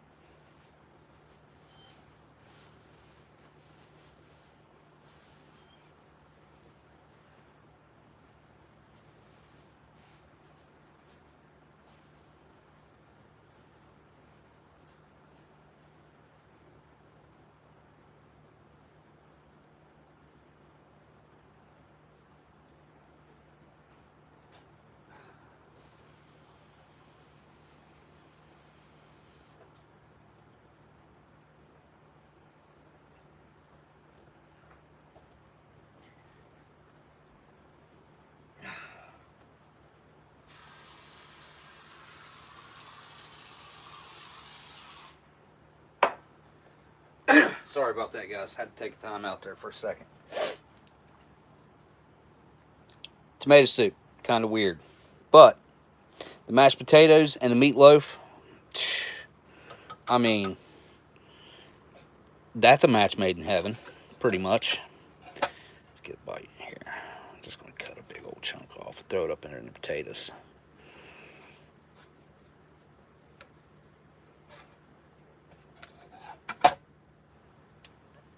Yeah.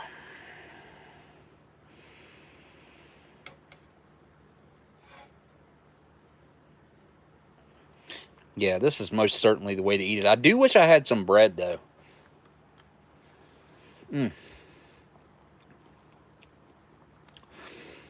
Bread would have made this a complete meal for me.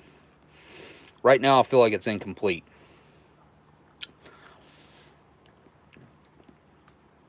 It's not bad or anything, but for me, I need that bread. Let's see what this ketchup's like.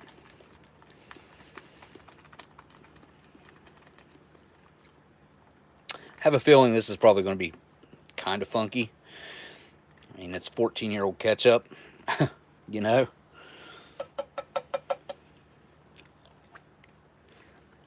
Let's get a piece of it from up here. See where the edges are. I can't see. It's all submerged now.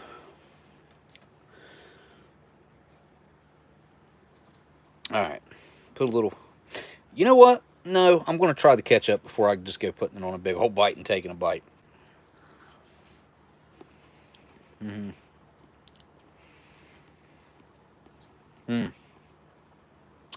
So that doesn't look like typical ketchup to me. That looks like barbecue sauce. It smells very tangy. It smells like something I've smelled before, but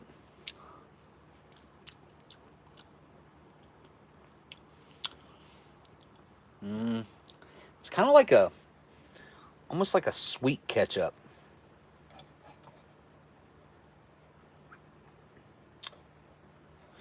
Might be good on this. Let's find out. A little bit of ketchup on the old meatloaf.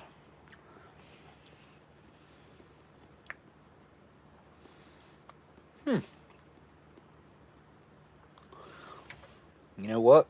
I actually do like that. It's not bad. A little bit with the mashed potatoes there too.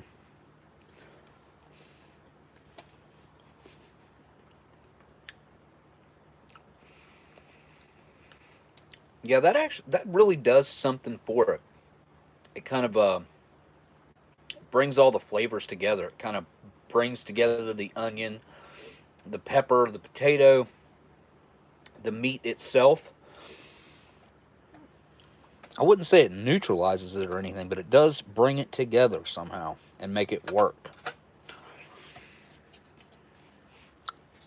And I really didn't think that I'd like this ketchup because it's so sweet. It's definitely got a sweet side to it.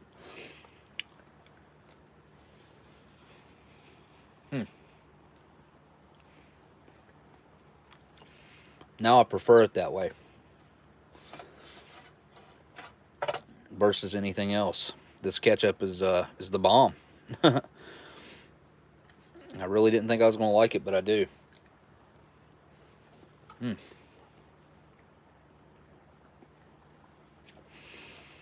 It works on just the meat too, though.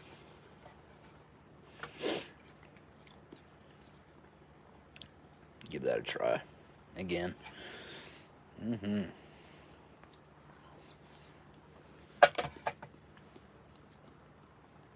Makes it taste a lot more like meatloaf to me with the ketchup. I think that's just because that's how I've always ate it. Is with the ketchup on it, cooked that way. It's always meatloaf I've always had has had ketchup cooked on top of it, and then you add more.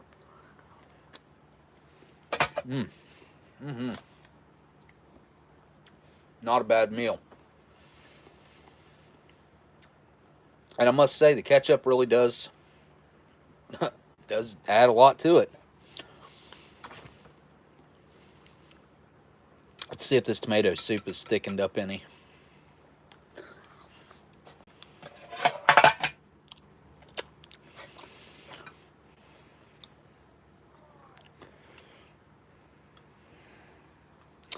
Did I just splash that over on my shirt? I hope not. It's kind of thickened up a little bit, maybe. A lot of herbs and spices up in here. I just feel like they used the wrong ones in this. It just doesn't taste like classic tomato soup to me.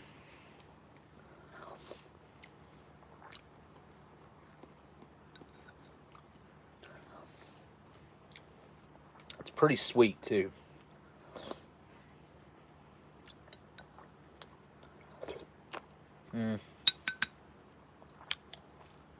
I've had way better on the tomato soup, and I haven't had very much tomato soup in my life. All right, let's cleanse the palate with some of this watermelon. Ooh, that's really nice. That reminds me of some sort of over-the-counter drink that I've had before.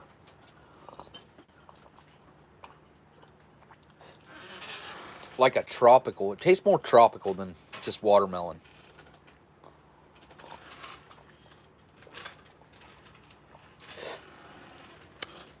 I feel like if you added a little bit of pineapple to that, you'd have a straight up tropical drink. but it already has a lot of that going on.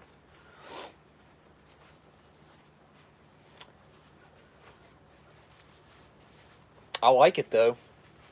That's probably one of the better sport drinks like that I've had in a while. And usually I'm not a fan of any of the red ones.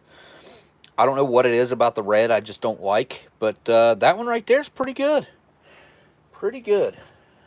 And I've made a ring on the table back here somehow. Clean it up. All right. Coffee. I don't remember what I got going on over here. I got tea and coffee.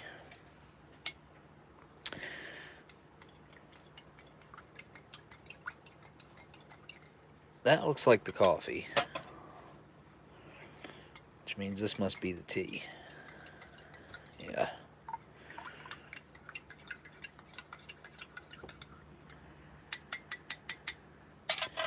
All right. Good old tea.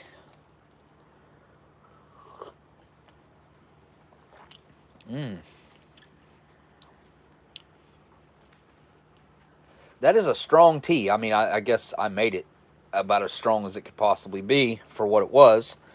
But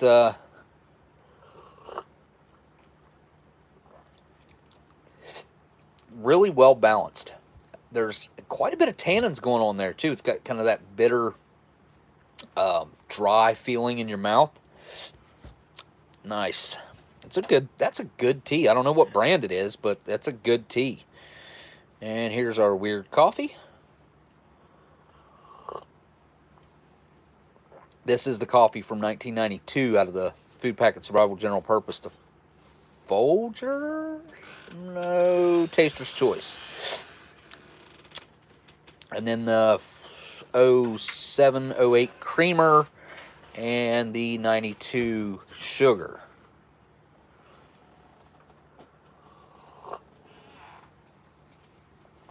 That's a decent cup of coffee right there. It's no... Look, this coffee right here, you can't really match this coffee right here. Coffee Instant Type 1. I've not had anything else that really tastes like this. And that's kind of what I was expecting for some reason. I don't know why I had that in my head. Like, I was thinking, ooh, Type 1.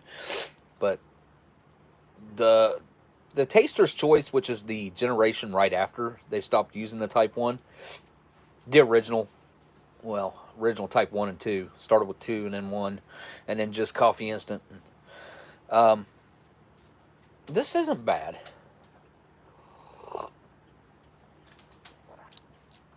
For an over-the-counter store-bought coffee, you know, it's really not bad at all. All right, I want to take at least one more bite of this with the ketchup before it gets all cold and weirdly gelatinous. And then we'll check out the dessert. The cherries with syrup. And check out them oatmeal cookies first to see if I can use those with it.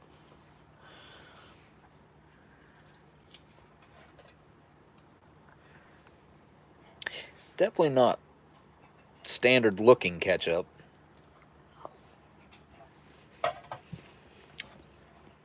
Tastes good on that meatloaf though.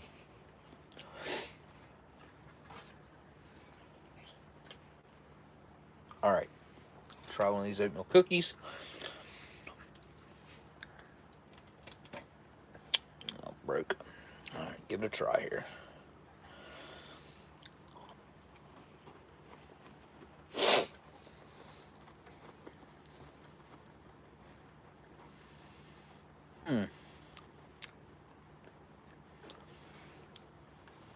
Yep, those are going to work. Got that light cinnamon and sugar going on there. Kind of an old flavor to it. A little bit of that old book flavor. I mean, what are you going to do, though? Let me get the tray out of the way, and we will make us a dessert.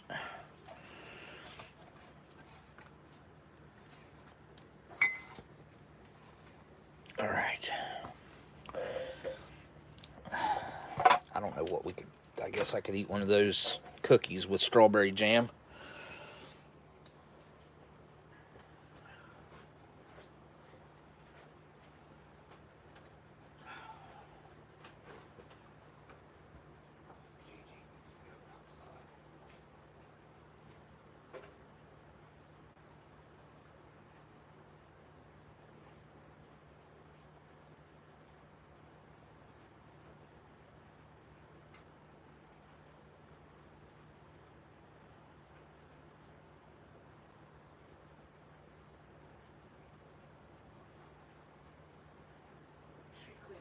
Real good before you dirty that pad.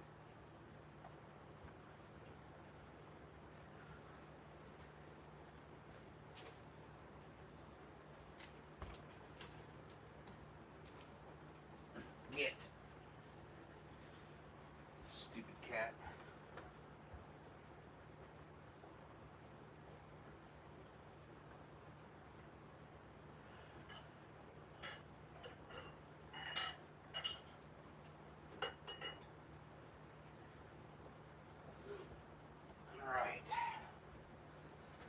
Take a look at these cherries. I'm not going to heat the cherries up. Like, that's, I'm sure it might make it taste a little bit better.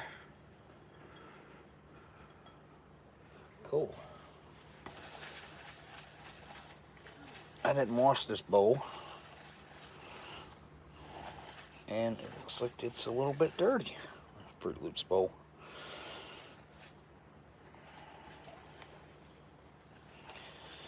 The glazing starts to crack in them, in the bottoms like that.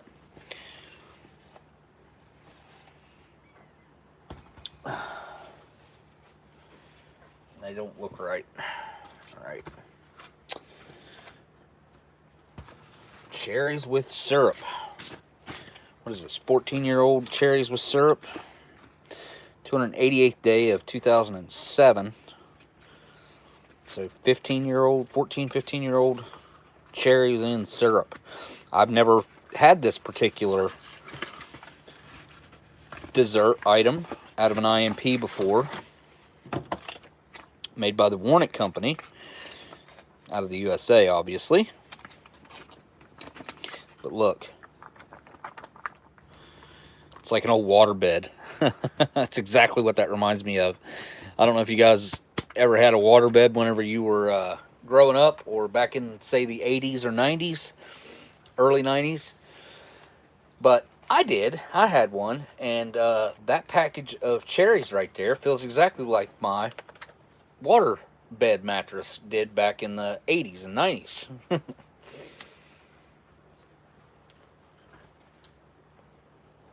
It's got that same stiff, like, bounce back and like weird motion that it has. It's just ugh. Not the greatest of memories, to be honest. I was telling my son recently, in the past couple weeks, about the waterbed I used to have, because I don't know if he brought it up or if I brought it up. I think he might have said something about having a waterbed, and I was like, dude, that's the last thing in the world you'd want. I mean, maybe they put like a foam pad on them now. I don't know why they didn't do that back then. But mine never had that. Mine, like, I slept directly with sheets over top of the rubber mattress thing, bladder, whatever. And it had to be heated, obviously, or if not, you'd be so cold. It sucked. That thing sucked. All right, there it is. Some really ugly looking cherries in very thin looking sauce.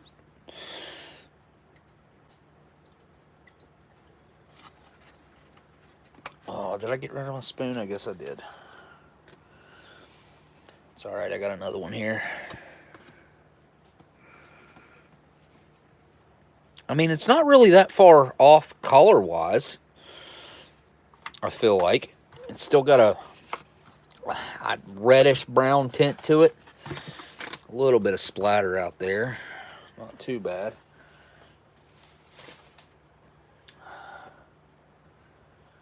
Where did that stupid cat go? All right. Well, cherries.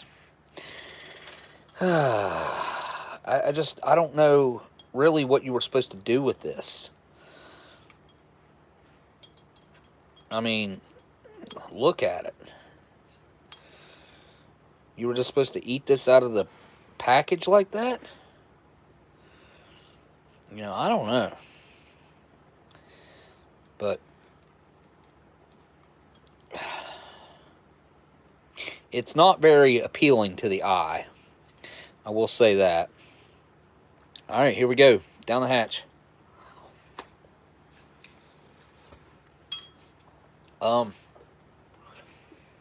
Okay, the texture is awful.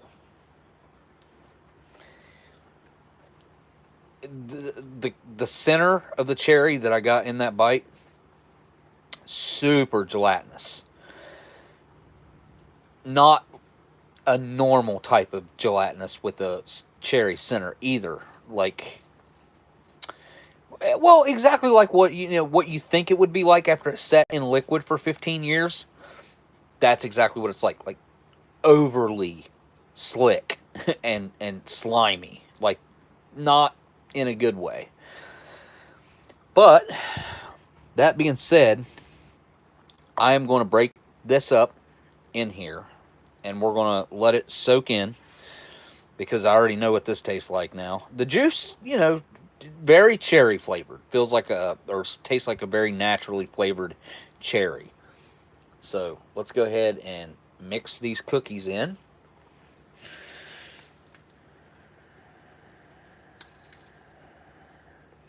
The smaller I break it up, the better.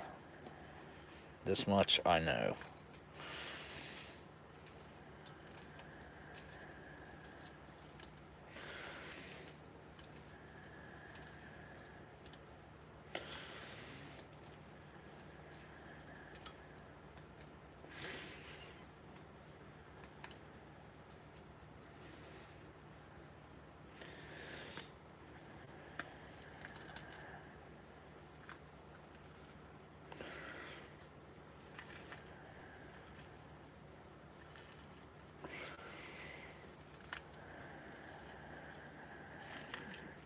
It's going to take forever doing it the other way.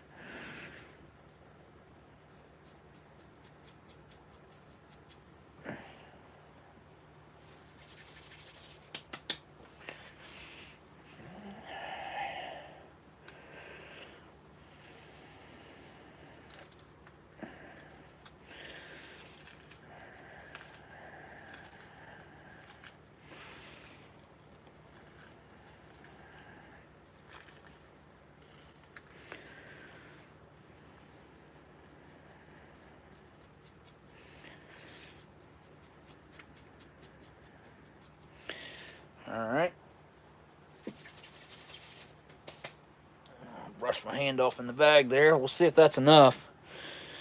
So maybe save this other one to eat with some strawberry jam.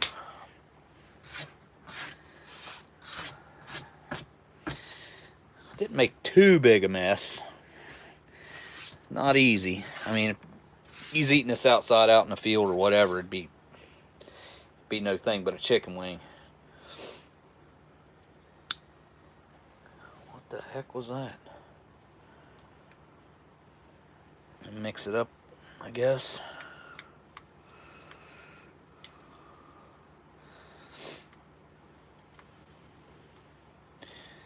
Yeah, it's probably gonna need the other cookie. Before I break it up in there, I'm gonna see if I'm actually gonna want to eat this though, so I don't waste that other cookie and I eat some of that jam if nothing else. Hello, Wyoming. Just seen Miss Marilyn say hi. Well, there it is. Oatmeal cookies from 15 years ago. Dad's Oatmeal Cookies, I think they were called. Is that the brand?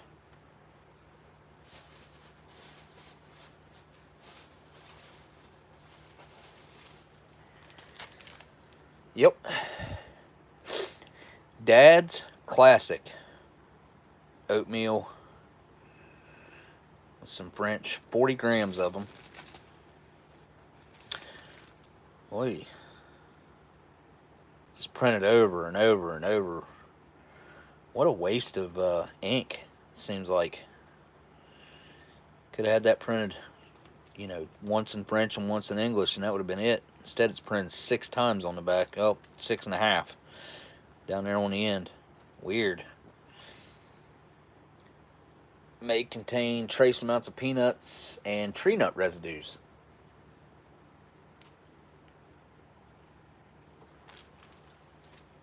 All right. So it's got like this oily top on it from the cookies, the oils in the cookies, and we'll give it a try. Weird cherry dessert with oatmeal cookies in it.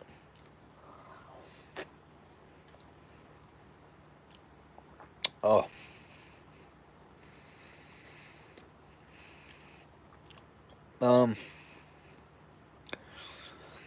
It's the cherry centers that are just not doing it for me. I mean, it tastes okay. It's tangy, it's sweet, it's cherry flavored. The oatmeal cookies do a lot for it. Add that texture. Maybe I should have left them bigger. There's a bigger chunk. Let's see if that helps.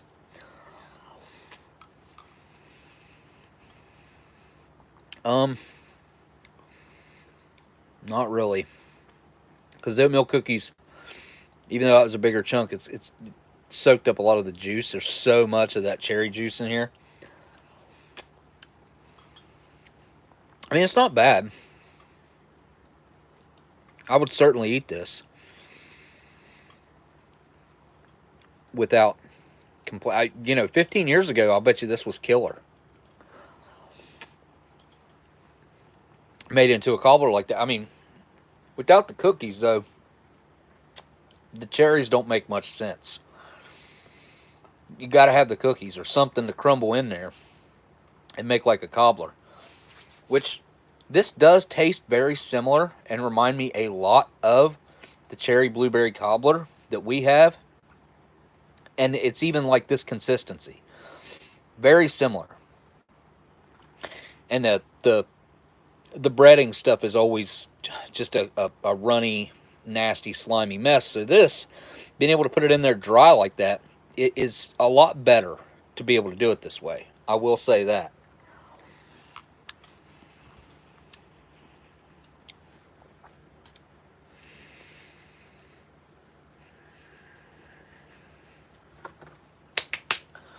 Let's try out some of this amazing strawberry jam. So Dad's is big in Canada, still today. I mean, 15 years ago is not that long ago, but that is definitely long ago for a company to come and go. You know what I mean? To be in the mind's eye, more or less, the back of the mind.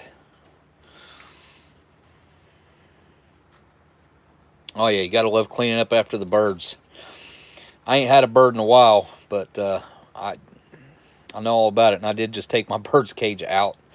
I left him in my spare room in there for a couple years, I guess. Strawberry jam. Not to be confused with strawberry jelly.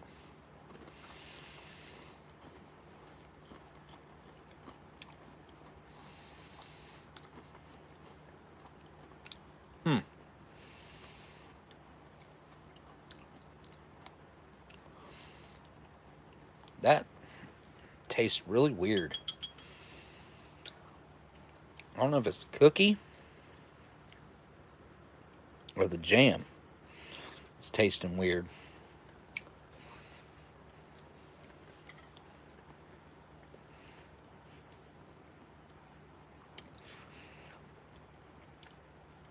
Huh. So that doesn't taste like strawberry. Not even a little bit, really. I mean, if I was blindfolded and you gave that to me, no way I would guess that's strawberry jam. That tastes really strange. I don't know if maybe my palate is just ruined right now, because this should just taste like strawberry jam, really.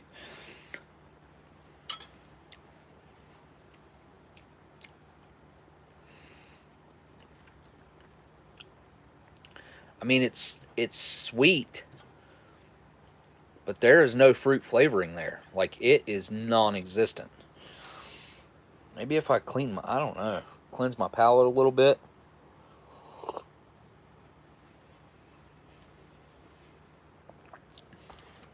Using that black tea.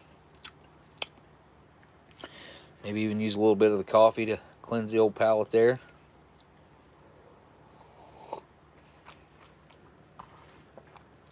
And try again.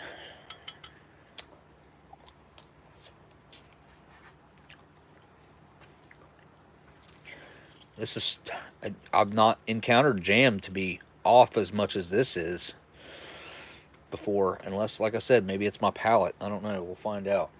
I feel like my palate's pretty cleansed at the moment.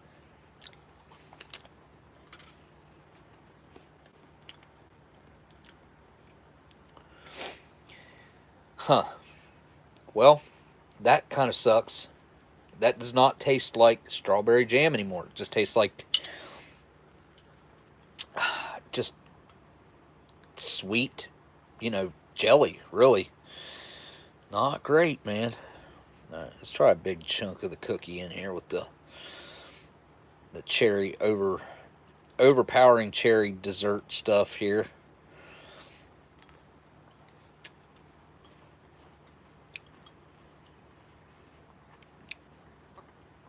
I definitely like that contrast in texture.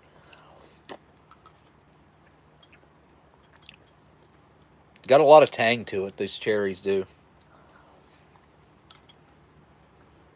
I'm done with it. It's not it's not really good. I mean, like I said, it's edible, but it's not really good. And that jam is just not right. Surprisingly enough.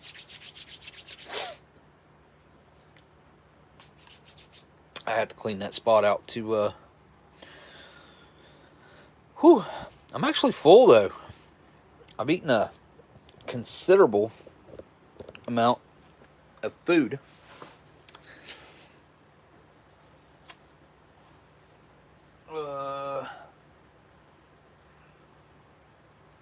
I meant to open a pack of cigarettes from Delicious tonight, but I didn't get them out ahead of time, which is what I needed to do. So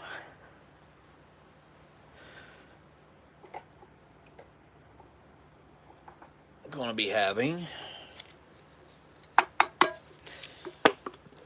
one from Miss Marilyn tonight. After tonight, I'll have 14 left. Whoop. Just about lost that one.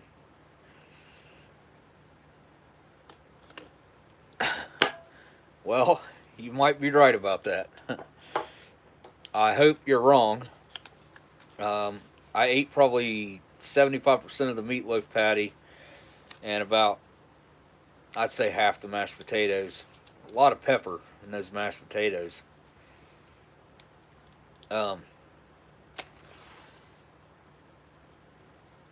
That stuff tasted a lot safer and a lot more normal to me than a lot of the other stuff that I ate tonight.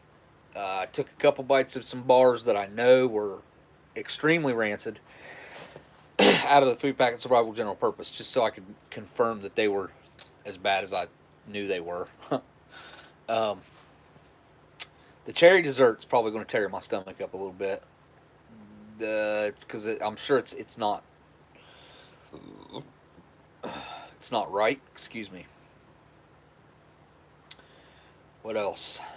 The tomato soup tasted weird.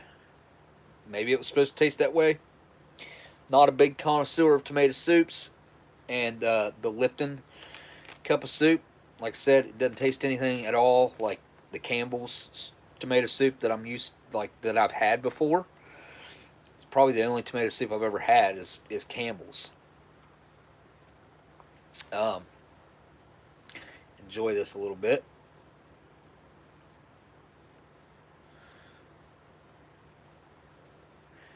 It's a good cigarette, man. I've given these things as much praise as I can. They really are legitimately some of the better camels that I've had. Period. Outside of like the pre 1955 or pre 1957 non filters that I've had, these are the best camel filters I've ever had, for sure. Really smooth, and these are lights, I do believe. Yeah, they are. These are lights, but they're not light anymore. They're just pretty much on par with what a full flavor would be. They burn really well, not too fast, not too slow.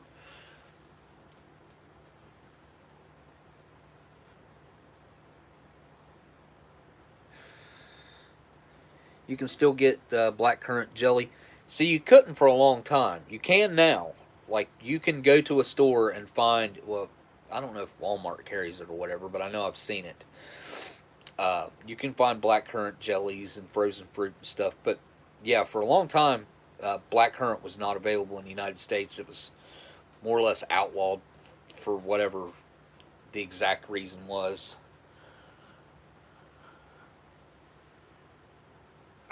Come on, man. Oh.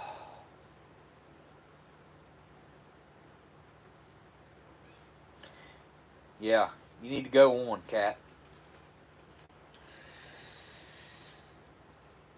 The mommy cat.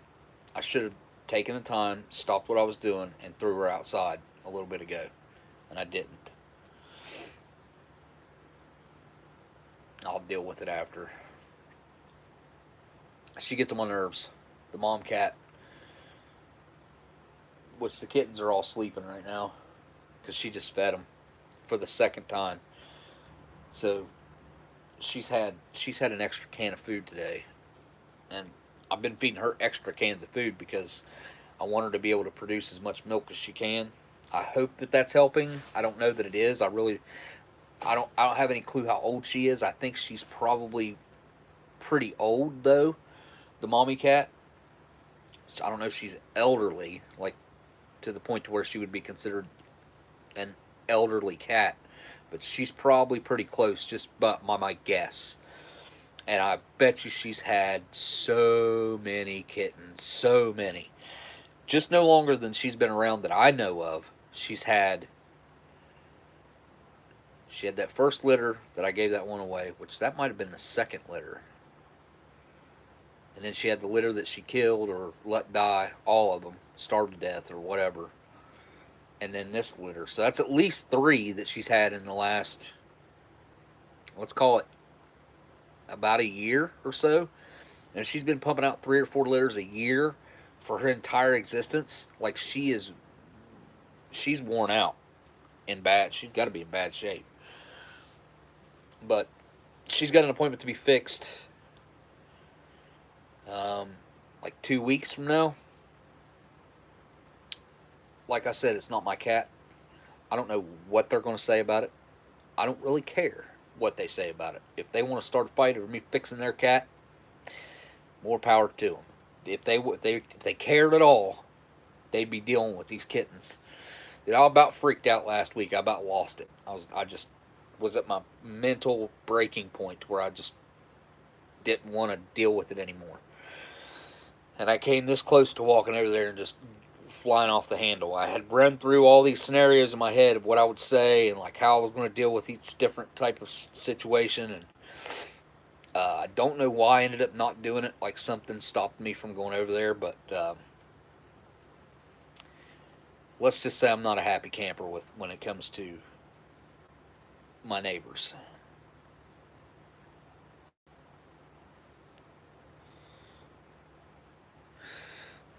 You know, I've always kind of wondered about that, Andrew. I don't know about the spiritual part of it or whatever. I'll say this a little bit like about my background. I remember when I was growing up, I always seemed older than what I was. That's not what I'm talking about here, though. But people would always come to me and talk to me about stuff that they wouldn't talk to anybody else about. This just happened to me like in a pretty pronounced way whenever I was in the hospital last time. which I hope to never be in the hospital like that again, ever. That's my goal, is to stay out of the hospital and get and stay healthy. So, but while I was in the hospital, I'd been in there like 8 days, something like that, up to that point, and I had a nurse that had, she'd probably been with me um, most every night. There might have been a night or two she wasn't with me, but she would, she'd have a 8 hour shift or however long her shift were, 8 or 12 hours, however long her shift were, with me. And we got towards like the end of my stay, but it was still like, it was to the point where I had not turned the television on, I had not looked at my cell phone, I had been in a lot of pain and just not paying attention to my surroundings. Like, I was concentrating on just trying to stay alive. I was in that much pain. It was awful. Um, anyway, my nurse comes in. This was on like I said, around my 8th day, 7th night, 8th night, something like that. And I was just getting to the point to where I could kind of hold conversations, and I was feeling a little bit better, a little bit, just barely enough to where I could concentrate on something other than the pain. And she started talking to me and telling me, I heard a breakdown of her entire life story, but it was not a typical life story. A lot of people have rough lives, right? Like, I think we probably all could tell stories of our lives that don't shine in a good light. That things were tough. We have points of our lives we all struggle. We all have things that are hard, but this woman's story was unique, and I would call it extraordinarily a hard life. And she was originally from Chicago, and started telling me her whole life story, which I could tell was something that she, like, just within the first few minutes of the conversation, was not something that she typically would talk about with anyone. And by the end, like, she was in tears and telling me her whole story. And after we had this conversation and I listened to her life story, which it definitely has stuck with me ever since, it kind of brought me back to a point or made me start thinking about, like, why did she pick me to tell this to? I'm nothing, like, I don't feel like I'm anyone special. Like, I'm just another dude, another guy that's just, I get along with people and I can talk to people, but I didn't feel like I was deserving of hearing everything that she had to tell me, even though I could empathize and try. Like, I couldn't understand from a emotional standpoint, like, where she could be coming from with some of the stuff, because I've never experienced things as deep as what she had went through. And it just really made me think, like, why, or wonder, not really think, but wonder why she decided that night to tell me all these things. And I was humbled by the situation. I mean, I felt like it was something she needed to do, and I was able to provide an ear for her to, someone for her to tell. But I really, like I said, I didn't understand why she decided to tell me that, and it was an experience that I'll never forget. I will never forget that night. Right, I guess is a way to put it. And it was, like I said, it was a humbling experience to listen to what she had to say, what she had been through, and how she dealt with it, and came out the other end. And a lot of it was really interesting too. I mean, I told her that I thought she should write a book. It was that interesting, and it involved people that some of you might even know, like the old politician he was an old man, I think, even then, like older guy from Chicago that got in all that trouble. Marion Barry, right? Or was he New York? I don't know. It was one from Chicago. I can't remember the name, but yeah, it was something else. But I've always kind of wondered why people felt comfortable talking to me about pretty much anything. Um,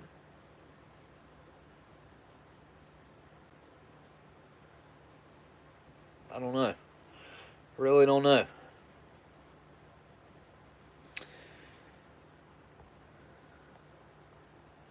Oh, Nathan's here. Oh, hey, what's going on, buddy? uh, it's pretty normal, I would say. I would say par for the course. That's what how I would describe everything. Trash bag for tonight, which I always forget to do, but I did it tonight. Um,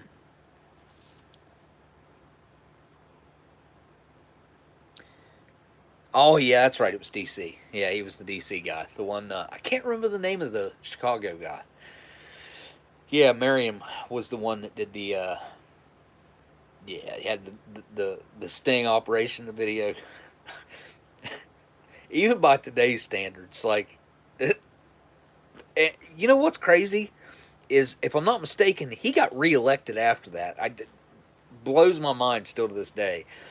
But the video of this guy, he ordered. I think he ordered women to his room, and he was smoking like the worst one of, well, at the time, maybe the worst stuff you could be smoking.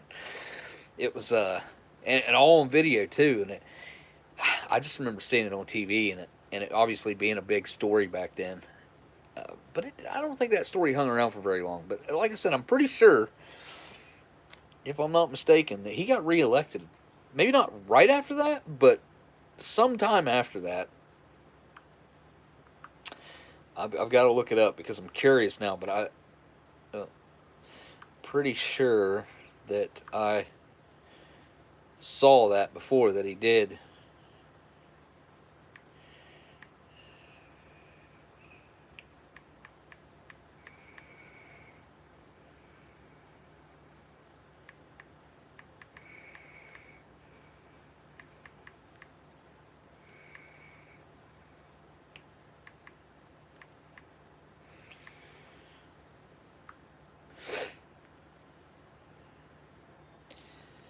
Okay, did Marion Barry get reelected? U.S. Congressman Peter Welch easily. Okay, Marion Barry won't run for reelection.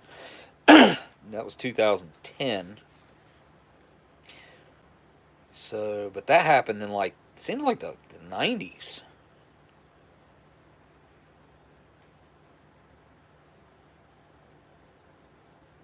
Maybe there's a different one. A different Marion Barry. Maybe I need to put Washington, D.C.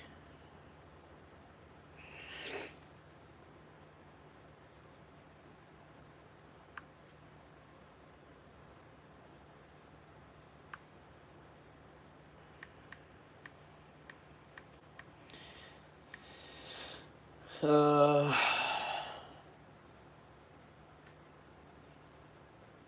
what?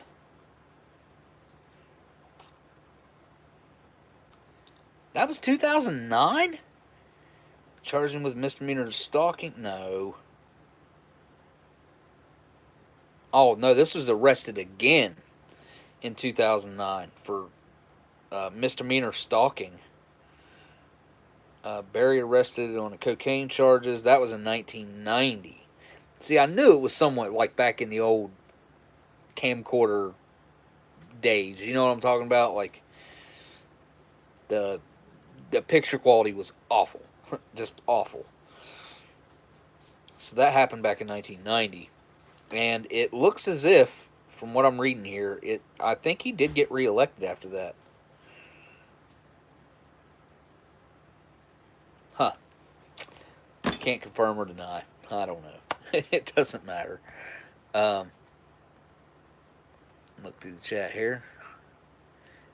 Father was also big in Chicago's.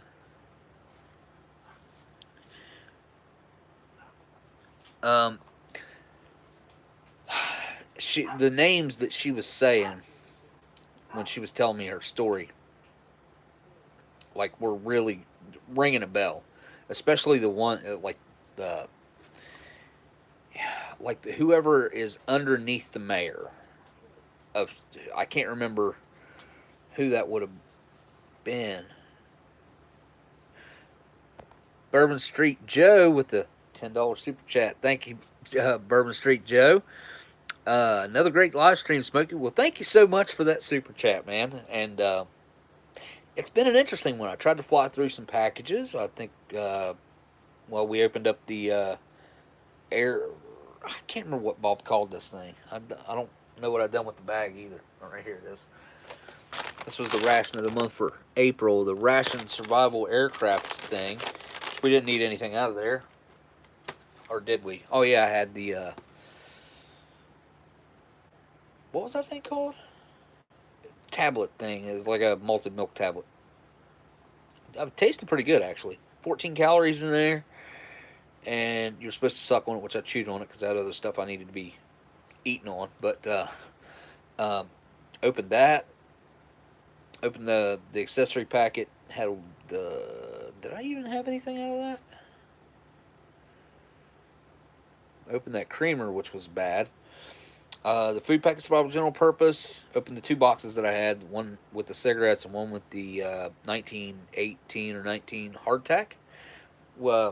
Hard bread from World War I. This is one of my favorite new items. The hard bread. Yeah. Pretty happy about this one. Yep. What else did we open? We opened, the IMP and seemed like something else too. Anyway, tried to make it interesting by going through a bunch of stuff and getting it opened up. They can't all be like this, I don't think, but I do have a lot of MCI cans and stuff that I would like to explore. So, you know what? I can go grab a bag before I shut this down and show you guys what I'm talking about real quick. And then I'll sign off because I know this is getting long.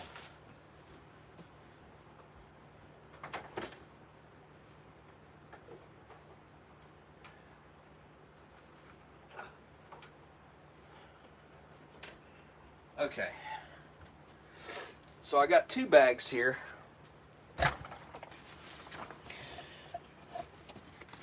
That got just a little bit of all kinds of stuff in them. But a lot of mains, like chicken boned with broth. Got it all cleaned up. Look at that. I think this is the weird colored can. It is. This is a very strange colored can. There is some seepage right there. Maybe that could be leak over from something else. I cleaned this up. Look at that. That is not normal. I mean, it's a little rusted on the bottom, but come on. That is a good-looking applesauce can. There's a chocolate nut roll. Didn't clean up the best. It's got some pretty solid rust on it.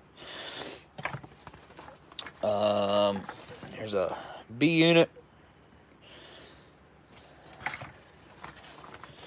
Another B unit. B2 unit. April 66 on that. Cleaned up these cheese spreads. Look, this is a hickory smoke. And then plain. So, kind of weird, right? We got, there's a cinnamon nut roll right there. Ham slice cooked with juices. Still, I think, intact. And we got pork slices with juices.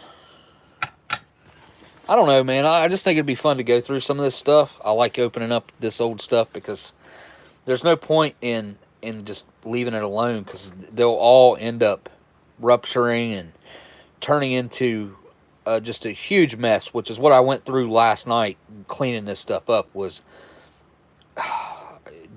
most of you guys have never seen or dealt with anything like it. The black goo, the smell, like all that. I cleaned all these up and made them as clean as they could be. Like a lot of these were covered with like the old applesauce and stuff. I threw a bunch of cans away. I threw away probably, I don't know,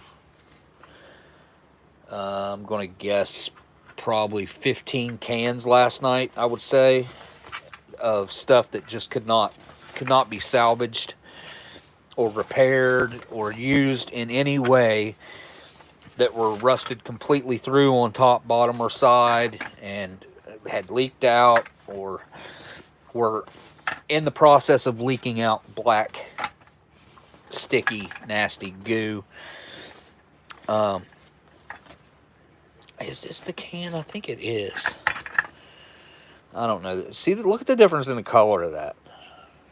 Obviously a different paint. Time period, I don't know. But it pretty much the same as this applesauce right here. Same kind of paint. Which these always look different. Coast Counties Can Company. Watsonville, California. But man, did that clean up good. I hate that it's got that little bit of rust on the bottom. The whole bottom is pretty much rusting off of it. But it looks good, though. It'll make a... it'll complete an MCI. You know what I mean? It'll make an MCI look right again. Anyway, I can't remember what's in this other one. These ones were a little rougher. Oh, yeah, no. Yeah, I don't want to go too deep into here. Beans with meatballs and tomato sauce. But some of these are still actively leaking. Ham and eggs chopped. See how rusty that one is? Like this. Oh, I kept this because this is a really weird applesauce can. Like, that's a really strange Pet Incorporated, Pet Inc. applesauce, St. Louis, Missouri. I had never seen an applesauce can look like that. And it almost looks like it might be a little smaller as well. It's like not as big around. Maybe not even as tall. It's kind of a weird can, honestly. So I thought that was cool. That was a cool one. I don't know what else I kept in here, but you know, stuff in there is pretty rough, as you can see. I did clean these bags out the best I could. This one not as good as the other one, because I knew I was going to be putting dirty cans. Well, not dirty, but cans that were still possibly leaking back into this bag. These are old biohazard chem bags for masks. Bag waterproof chemical biological mask. All right, going to sign off. Oh, if anything goes on with the kittens, I'll let you guys know. And like I said, I had planned on taking you guys on a little walking trip tonight. And I went and kind of prepped for that. And I had really serious second thoughts on what I had planned. So we may or may not do that next week. I've got to think about it. I've got to think about what I'm doing. So, all right. Well, flip the camera around. I think I saw I've been in it here recently. I want to say a huge thanks to my patrons. Thank you, guys. I've been saving up over there for 3 years that I've not touched that. I've made some large purchases that I think could have been patrons, but until I'm releasing videos, I do not feel right doing that. And that's why I've left it the way I've left it. So, huge thanks to everybody who supports over there. You can trust that that will go towards a good cause at some point in time or another. It will. I always let the patrons know what that money goes towards. And I always give back over there, too. So, it takes me a while, but I do it. Huge thanks to everybody who sent a super chat tonight, and also to all of you folks, every single person that was kind enough to tune in and take a little bit of your time, even or a lot of your time, to hang out with us and me here this Saturday. If you don't mind, hit that thumbs up or down before you take off. Don't know that it matters, and share, and whatever Google likes, share and comment, whatever later, you know. But thank you guys again for hanging out, and yeah, this was pretty good. I feel like it was good energy, and I feel like we had a pretty good time, a lot of good conversation. So thank you guys for hanging out in the chat, and all right, I guess all I got left to do now is say thank you guys for watching, and I'll see y'all on the next live stream. Later.